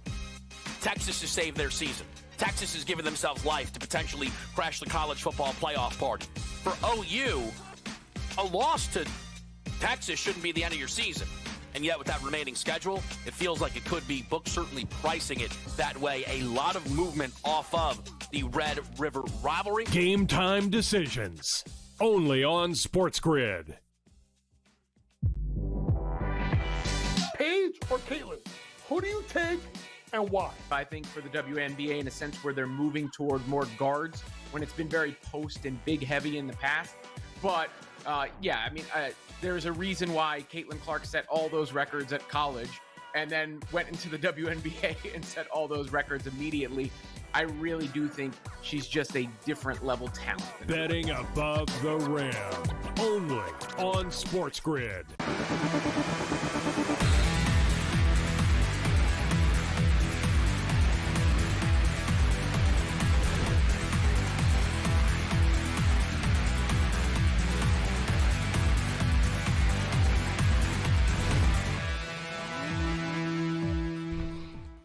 In-game live continues. I'm Gabriel Morency, Cam Stewart in the house with us. The NBA is back. We got a full slate of games going on. We got a track meet going on in the ATL right now as the Raptors lead the Hawks 90-81. A little under 5 minutes remaining right now in the third quarter of play. Thanks to Brady Cannon for joining us. A quick football check. 24-14 right now for Delaware. And you know what? We're not quite at the half right now, but Middle Tennessee State's on the verge of scoring. So Very good for the total. The in-game total is up to 67.5 right now. We're already at 38. And we've got Missouri State have scored early on New Mexico State. So Missouri State are up 7-0 right now. And I was just looking where the ball is. New Mexico State on the ball on their own 32-yard line. They're getting 6.5. The total is now 50.5. And Middle Tennessee State just screwed it up and did not score before the end of the half. So we go to the half 24-14. They screwed it up. Total still 67.5 right now. We got, so like I said, we got NBA basketball. We got the NHL game going on. Lower scoring start here as we expected between Montreal and Calgary. Played the under. Still scoreless there, Cam. Yeah, it's a good start, Gabe. I like the under as well, and I know we're on different sides of this game, but I expected a real tight checking game. Calgary can't get into a track meet with anybody because they have problems scoring goals, so they're going to have to play defensively and beat them on the counter. And you know what? The angle we talk, Dobish is a net for the Montreal Canadiens. For people that don't know, he's a very good young goaltender, right? And I like, Gabe, we talked about this. Backups, everyone's like, oh, yeah, they're going to score lots of goals and stuff. Conversely, teams tighten up for backup goaltenders, and they seem to play better defensively. Let's hope for a lower score game. Live total 4.5. Yeah, you know what, though? He's not really the backup, to be honest with you. It's a battle. It's sort of – Montembeault is not playing well. The Canadians have won when he doesn't play. So Montembeault is struggling. They're throwing him the bone, though. The fact that Montembeault will play tomorrow against Edmonton. Edmonton's technically the tougher game than against Calgary. But, yeah, so Montreal actually, I was happy to see that it wasn't Montembeault, that they've got their better goalie playing tonight. But we got a big-time NBA game coming up in a couple of minutes here. Cooper Flagg ready to make his NBA debut, and pretty wild. I don't know if it's because of the World, maybe it's the World Series or maybe it's the lack of the NBA. You know what? The NBA usually does do a good job marketing things. They really didn't do very much, it seemed, this year to me, right? Normally they have the Vegas ad and, the casino and the tournament. And normally they have a ton of TV commercials, right? And just sort of promoting the players and storylines. They're very sort of, it's like an entertainment league type thing. They really didn't. For a player that was heavily hyped as he was coming out of college, Cooper Flagg, we're not getting the, oh my God, it's Wembanyama's first game in the NBA, right? Hell, Zion's first game in the NBA. I was in Vegas the night Zion played in a summer league in his first game, and tickets were going for $500. There doesn't feel to be that major, oh my God, Cooper Flagg's debut tonight, but doesn't get much better than this. It's too bad Kyrie Irving isn't playing. But you got Cooper Flagg making his debut. You got the new and improved and even bigger Victor Wembanyama right now going head-to-head. You got an in-state Texas rivalry that's going to be a great rivalry for, freaking the next decade to come. These two teams are, really, San Antonio up and coming. Dallas could be a real dark horse sleeper. Really fun game. I got some props and some picks here ready to go. What do you got, Cam? Are you betting the Spurs and the Maverick game? I was torn. At first, I like the Spurs. I'm going back and forth with the Mavericks, Gabe. Maybe the over in this basketball game. I don't know. I'm looking forward to seeing what you have in it because I have not put a wager in. I actually left it off the board, and I was just going to probably play it live. But my first lean was to take the Spurs as 3.5-point dogs. I'm going to start off with the star players here. I'm going to go with Victor Wembanyama. And you know what, Victor, I don't like it about him. He takes too many three-point shots. Right? In his rookie season, he averaged 5.3 three-point shots per game. Last year, he took 8.8 three-point shots per game. And word out of San Antonio's camp isn't that they're reining it in. Word out of the camp is that he's gotten really, really good at hitting threes. That they're like, oh, yeah, he's smoking the three now. So he's going to launch them like it's the modern NBA. I mean, you could be 8'5", and the kid's still going to shoot threes. So his over-under tonight is over-under 2.5 made threes. You're getting plus 115 of the over. He averaged 3.1 made threes per game last year, and he's going to shoot them as much, and he's a better shooter now. Give me Wembanyama over 2.5 three-point shots made. I'll have a Cooper Flagg prop on the other side.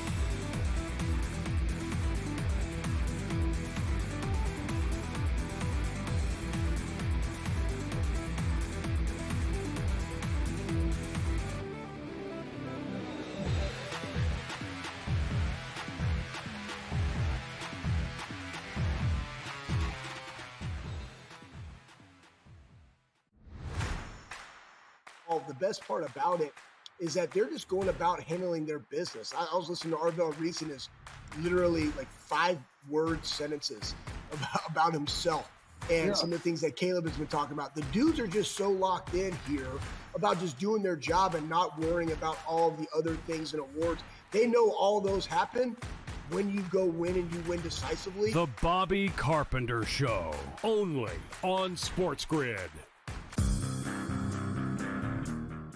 Baker Mayfield is the most important player on the Tampa Bay Buccaneers, and they are in first place right now, looking dead in the eye of home field advantage throughout the playoffs. They played a bad division. They're going to win a lot of games, and they're the best fourth quarter team, or at least the 2-minute warning team in all football. So, don't sleep on that. The Craig Carton Show, only on SportsGrid.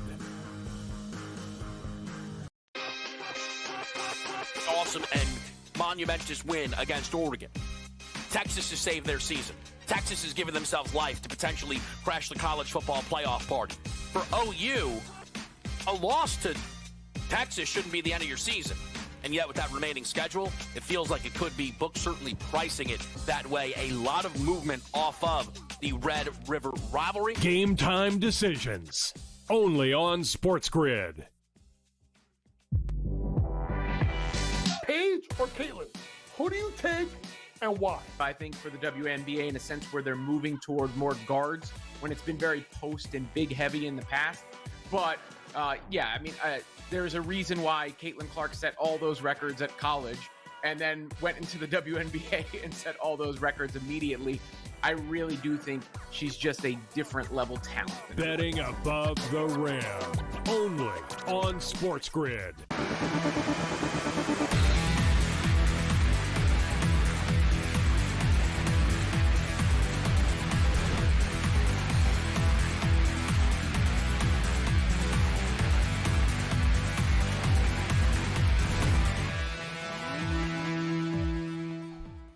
All right, it really is great to have the NBA back. It kind of snuck up on us, and like I said, I don't think the NBA did a great job of sort of marketing the league this year.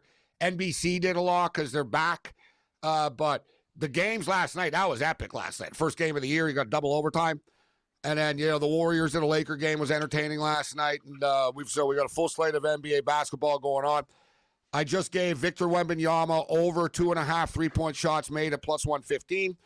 This one we're going to have to lay a little juice with, but Cooper Flagg, it's his first game. Jason Kidd wants him to be a point guard.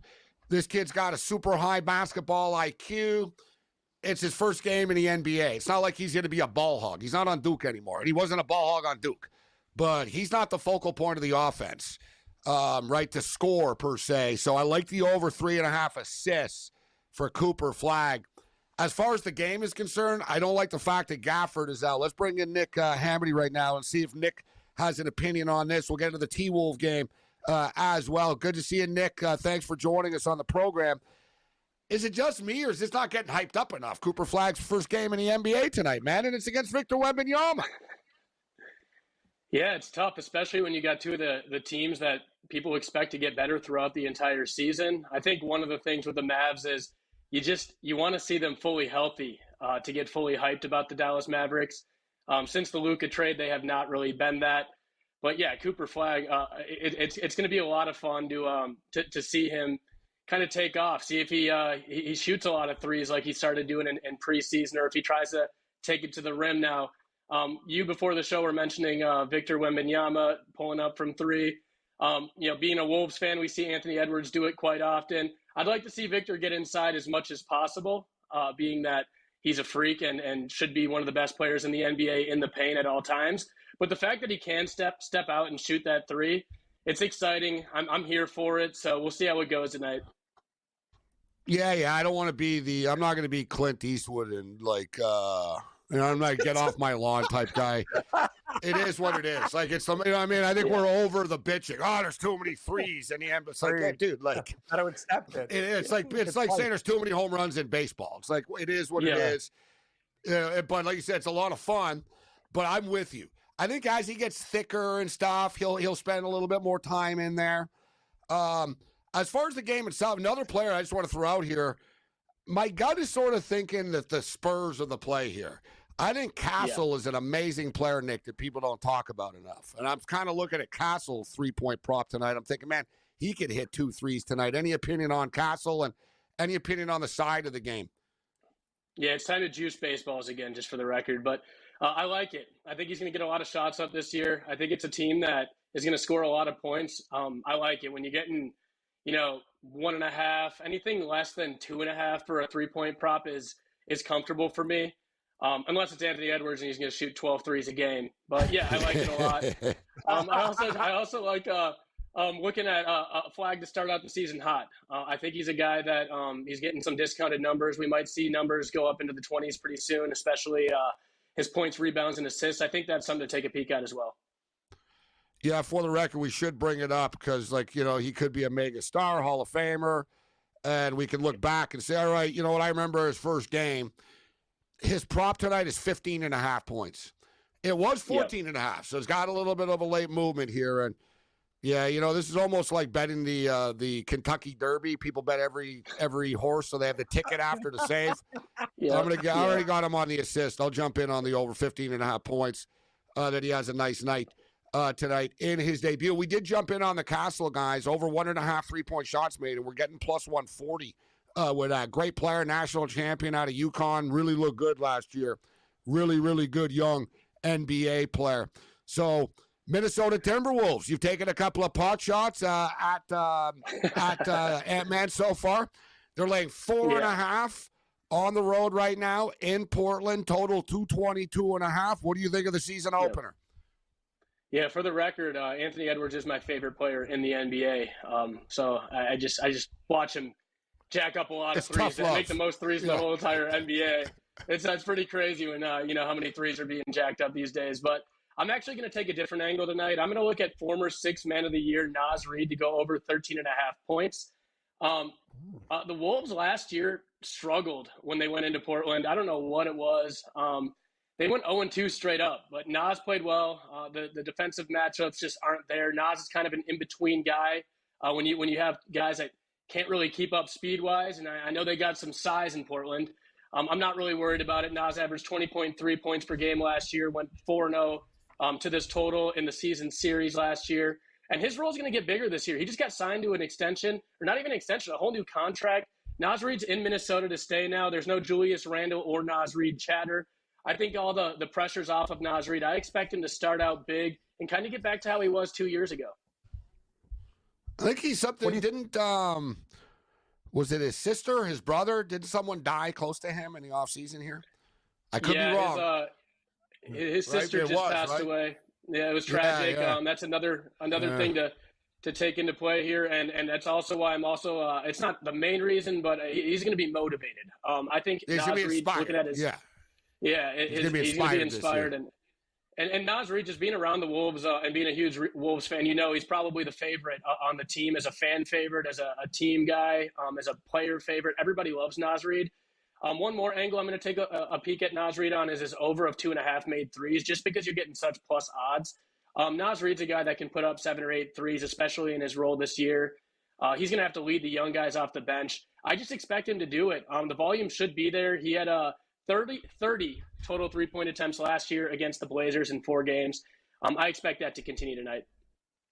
I know you got an NFL pick for us, but any opinion on the Kings and Suns? If you don't, it's fine, and we'll move on to the National Football League. But just for the record, everybody out there, so the Spurs and Mavericks are going off the board in a couple of minutes, actually. I'm going to take the Spurs plus the 3.5. We already gave you the player props we're on. I'm going to pull the trigger with the Blazers tonight. I think the sneaky Blazers will come out hot tonight with my boy Sharp getting 4.5 on their home court. You got the Kings-Suns game. Any opinion there, Nick? And then if not, let's get to the National Football League. Yeah, I'm not comfortable taking the Wolves after what I saw in Portland last year, so I can't disagree there, but I'm not going to go against the Wolves. I'm going to throw one more prop there at Jaden McDaniels over 5.5 rebounds. He went over this number in 3 of the 4 Portland meetings last year. He's going to have to play a lot of minutes and be a lot of size for the Wolves. They'll be busy focusing on keeping Rudy Gobert off the glass. But in this Kings-Suns game, I'm actually taking a peek at the over of 228.5 points. Matt Ishbia wants to gamble with Bill Simmons or whatever was going on there with his defense. I'll be the first to take that bet. So I don't trust the Phoenix defense. Who do they have that's a plus defender on that roster? I know that Ishvia thinks that the culture of that team is going to be different. I'm down in Scottsdale. I watch a lot of Suns games. It wasn't there last year. I'm going to bet against it till that changes. And the Kings are always going to be the Kings. Sabonis being out makes this an even faster-paced, perimeter-oriented game. I trust them to get this number over.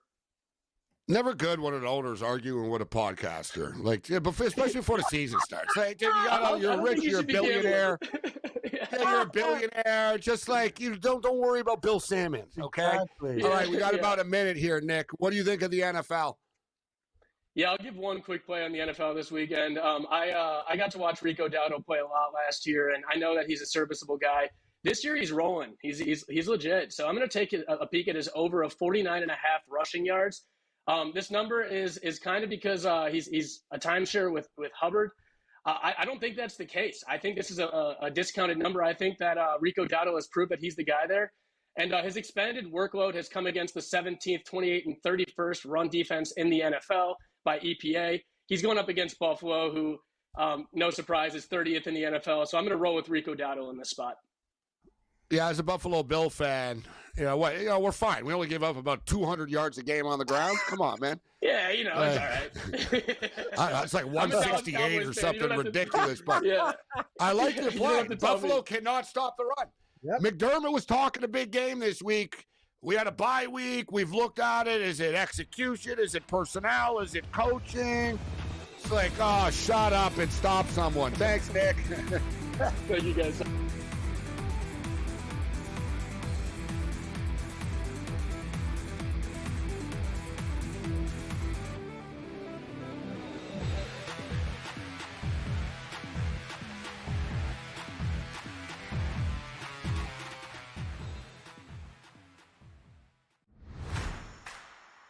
The best part about it is that they're just going about handling their business. I was listening to Arvell Reese and his literally like 5-word sentences about himself and some of the things that Caleb has been talking about. The dudes are just so locked in here about just doing their job and not worrying about all of the other things and awards. They know all those happen when you go win and you win decisively. The Bobby Carpenter Show, only on SportsGrid. Baker Mayfield is the most important player on the Tampa Bay Buccaneers, and they are in first place right now, looking dead in the eye of home field advantage throughout the playoffs. They played a bad division. They're going to win a lot of games, and they're the best fourth-quarter team, or at least the 2-minute warning team in all football. So, don't sleep on that. The Craig Carton Show, only on SportsGrid. Awesome and monumentous win against Oregon. Texas has saved their season. Texas has given themselves life to potentially crash the college football playoff party. For OU, a loss to Texas shouldn't be the end of your season. And yet with that remaining schedule, it feels like it could be. Books certainly pricing it that way. A lot of movement off of the Red River rivalry. Game time decisions, only on SportsGrid. Paige or Caitlin? Who do you take and why? I think for the WNBA, in a sense where they're moving toward more guards when it's been very post and big heavy in the past. But there's a reason why Caitlin Clark set all those records at college and then went into the WNBA and set all those records immediately. I really do think she's just a different level talent. Betting above the rim, only on SportsGrid.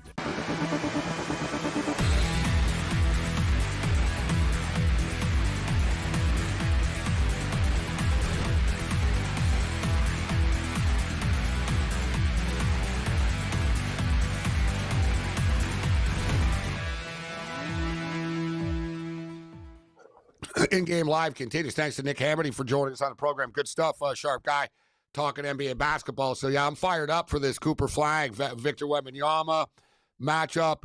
I'm a big fan of both these players. I love Wembanyama. I think he's going to be the face of the league as we move forward. But Cooper Flag, man, Cooper Flag's like a, what is he, 19 or whatever? 19, how old is he? 19 and a half, 20, whatever it is, 19. And because he went to college early, but he's like one of these dudes that's like a grown man in a kid's like sort of body, his basketball IQ and his mindset. And not a lot of like NBA stars from Maine, if you think about it, right? This kid's from Maine, and his father is a diehard Boston Celtic fan. So Cooper Flagg grew up. His father, like, basically like propaganda brainwashed him, and Cooper Flagg grew up watching Larry Bird, Kevin McHale, the Chief Robert Parrish, Dennis Johnson. Like, if you see Cooper Flagg play, like, he's basically like a throwback player. And it's kind of weird. You're like, man, how's this? Like, where's this kid get this from? And well, he grew up like he grew up watching the Celtics. Not like the Pierce Garnett guys. Like, his father made him watch the Birds of the world and stuff. And you notice he's got that sort of Bird cockiness to him, but he's not really a jerk. Like, this kid can ball, man. Like I said, I'm surprised there's not more hype just coming in, into the game tonight, but it's getting buried behind a lot of stuff. So give me the San Antonio. I got a lot of plays on this game. Give me the San Antonio Spurs plus the 3.5 points. Give me Stephen Castle over 1.5 3-point shots made at plus 140. Victor Wembanyama over 2.5 3-point shots made at plus 115. Cooper Flagg over 3.5 assists. And let's go Cooper Flagg over 15.5 points. I guess at this rate, I should just put an AD prop in for the hell of it, and I'll have everybody pretty much. But why not? Put it in the grocery cart. The thing is, AD's numbers are very high. So I'm like, all right, that's what in-game is for. And, I can sort of monitor it. But I will take the Portland Trailblazers plus 4.5 coming up here at 10:10 Eastern time. As I think the Blazers, Coach James Young was with us last night. I think they're a dangerous, young, up-and-coming team. Still a couple of years away, obviously, but they've got some players. They've been stockpiling draft picks. You got Drew Holiday. This basketball team getting 4.5 points against the T-Wolves. This game will come down to the wire. And Sacramento and Phoenix is the one kind of game I don't really have a strong opinion on here, Ken, to be honest with you. I don't hate Nick's look at over 229. I don't like the fact that Sabonis is out for the Kings. Phoenix are going to suck this year, but I think Phoenix probably win the game, to be honest with you. If I had to bet this, I'd say Phoenix minus 165 money line. He brings up a good Devin point. Booker will win the game for them, but they're not good, Phoenix, and they won't be good. I agree with you 100%. I think the Suns are going to reek. But to our guest's point, I really think it's going to be a high-tempo game, and that total, we've seen a lot of points in the NBA tonight, Gabe. That's the way I'd look at the game. I don't want to lay those type of points. I'm with you. I think the Portland Trailblazers are going to be a very dangerous home dog. On my account at FanDuel, they're getting a smooth 5 right now, which is pretty big, so I'll take a look at that. And my initial reaction was to take the Spurs in that game as well. Two dogs and a total. That's what I'm looking at in the NBA. We gave 2 NBA picks with our pick off the top of the program. One of them is looking good. One of them is not. Man, the Chicago Bulls are rolling the Detroit Pistons, 77-61. Bulls up by 17 now, 78-61, up by 17. Midway through the third quarter of play, they're laying 11.5 now. Total is 223.5. So we gave you the Detroit Pistons on the money line. Bad pick. Pelicans. We gave you the Pelicans plus 4 against the Memphis Grizzlies. The Pelicans are winning the basketball game 78-74 right now.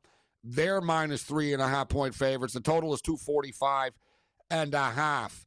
The Toronto Raptors. We are on the Raptors, but the game started before the show started, so it doesn't really help you. But, man, the Raptors are rolling. The Raptors are killing the Atlanta Hawks. It's 120-97. Right now with 8 minutes left in the basketball game. The Raptors are up by 23 on the road, 120 to 97. It's a complete rout. The Spurs and Mavericks have just tipped off. You got time to get your bets in on the T-Wolves and the Suns games that are coming up a little bit later on. College football. The second half is now started, 24-14 Delaware. Delaware are now laying 16.5 points in this football game. And Delaware have the football right now to start the second half, and they're moving the ball. They're in midfield right now. So odds makers are expecting Delaware to run away with this game. Total is 66.5. Meanwhile, we're early in the second quarter. We got a tie football game right now. New Mexico State and Missouri State. We're tied at 7. So the Aggies punch back after giving up that early touchdown. In-game total is sitting at 50.5. NHL hockey. The Buffalo Sabres are up 4-2 on the Detroit Red Wings right now, midway through the third period. Any action on the Red Wings Sabres game, Cam, for you? I actually did take the Sabres live, Gabe, and that's going well. Good start for you. I'm on Calgary. You're on Montreal. Montreal is up 1-0 in this hockey game at the end of the first period. I think we're just getting ready for the second period. That total, look at this one, Gabe. It's 4.5 somewhere, but on this book, 5.5 minus 196. No, thank you. We already have this, and I know you have the alternate line. 6.5 under, good start there. And I do have a great good news for both of us. We were on the Chicago Fire. They have just scored 1-0 over Orlando City very early in the second half. 48th minute, the Fire are on the board.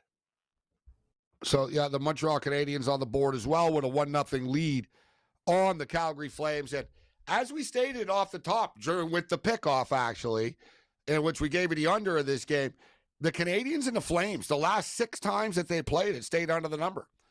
Right? And if I didn't know that and I didn't sort of remember, I was like, didn't they play a 1-0 game last time? And it's like, wow, I started to look back. And the thing is, though, with Calgary, we went over Calgary's numbers. The Calgary Flames don't score goals, right? They're really, really struggling offensively so far this year. So the Montreal Canadiens up 1-0, and the second period has just begun in Calgary, Alberta. The total is now 5.5, but it's minus 185 to the under. I got 6.5, but I don't think it goes over. I don't think it gets to 6 still here. So I would jump in on the under 5.5 if you're looking for some late night hockey action.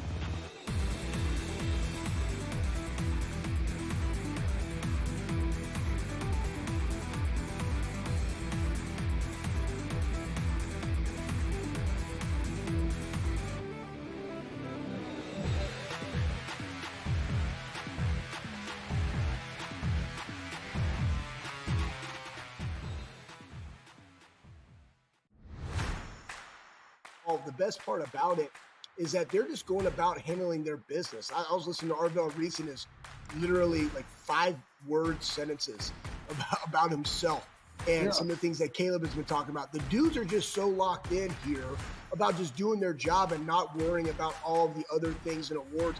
They know all those happen when you go win and you win decisively. The Bobby Carpenter Show, only on SportsGrid.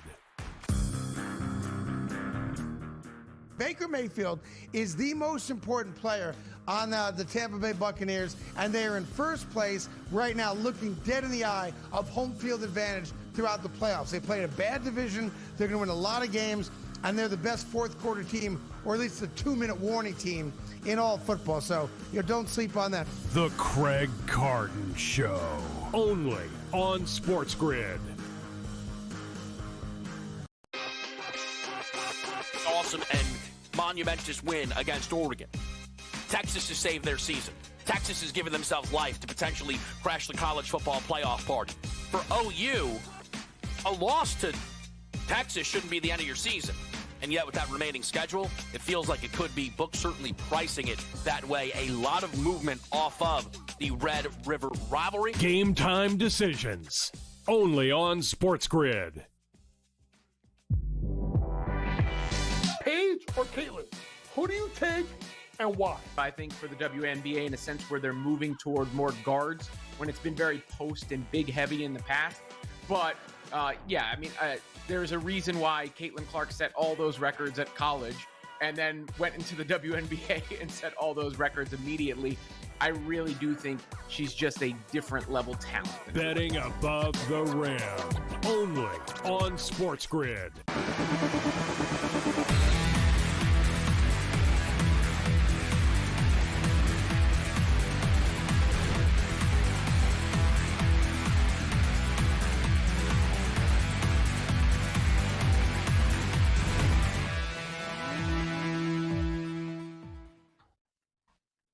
In-game live. All right, we're into the home stretch. A very quick program tonight. You can check out our podcast. We posted it on our Twitter account, X account, at the Sports Radio. You can find it on Apple and Spotify, etc., iHeart, and everywhere else. So the Raptors are up 126-103. Man, the Hawks are getting punched in the mouth early. Raptors got very little love coming into the season, as they normally do. But everything fun. And this wasn't an easy game, man. Everyone is hyping up Atlanta this year, Atlanta this, Atlanta that. Look at the talent that they have. And, let's see what the new look Raptors. And, man, the Raptors are rolling. The only thing is, I didn't think it would be this high scoring of a game. I thought the 237 was kind of high. So, all right, Cam, for people just joining us right now, what are your golf picks that you gave us earlier with Brady? Yeah, thanks, Morency. Yeah, we got the Utah Bank Championship this week. It's going to be a wild one. These guys are going to be hitting the ball a mile. I'll give them to you real quick right now. Watch out for Davis Thompson. This guy is right on the number. Guys, a silly season. You want to get in the top 75. You need to get some money to get into other tournaments. He's a tournament winner, and he's actually doing very, very well. He's just got to close the door. So he's 25-1 right now. That looks good to me, Morency. Alex Smalley has been very much under the radar. He's been playing overseas in Europe on the DP World Tour, finished third in Japan, multiple top 10s, and this week in a weekend field at 40-1, I think he'll do really, really well. Brady Cannon, we talked about Steven Jaeger. Jaeger is a very good golfer. His problem is he sprays it. This course has the widest fairways out of all the tournaments, so give me Steven Jaeger bombs at 65-1, and I added Taylor Montgomery. Brady talked about it, 2 hours away from Vegas, UNLV in southern Utah. Taylor Montgomery, it hits the ball a mile too at 80-1. Morency, I like him. Top 10s, Michael Thorbjornsen, Alex Noren for a top 20 at plus money. I like that as well. So I think this is going to be a great tournament, and hopefully we can bring it home, buddy. All right, so before we wrap it up, I want to look at the MVP market here for the World Series. Brady briefly brought it up as far as he thinks Mookie Betts. And listen, anytime you're getting Mookie Betts at 22-1, it's hard to argue it. You're getting a great number, man. And like Mookie Betts could go off in this series, but Shohei Ohtani is the favorite at plus 175, which seems like, he's under, he's overpriced, etc. But the thing is, he pitches as well. So he's got that advantage of being able to put offensive numbers up, and then he's able to strike out 10 guys in a game like he did the other day, and it's very impressive. So Ohtani's plus 175. Vladimir Guerrero is plus 500. Freddie Freeman. Now, Freddie Freeman, a lot of people don't realize this, but Freddie Freeman is Canadian. Both his parents are Canadian. His mother passed away. He grew up in California. They moved to California due to their work, etc., his parents' work. But he was very close with his mother, Freddie Freeman. He talks about her all the time. He plays for team, he could play for USA or Canada. He plays for Team Canada because of his mother. And he goes, I think of her in Canada, and he got very emotional talking about playing the World Series in Toronto. He wants to do something special here. So you're getting 10-1 with Freddie Freeman to be the MVP, and we know how he stepped up last year in the World Series. George Springer has been a super hot player for the Toronto Blue Jays. He's been one of the heart and soul of the team. He's 10-1. My boy, Teoscar Hernandez, 18-1. Remember, Teoscar Hernandez played for the Toronto Blue Jays for five plus seasons, right? He wasn't just briefly a Blue Jay. He was a Blue Jay.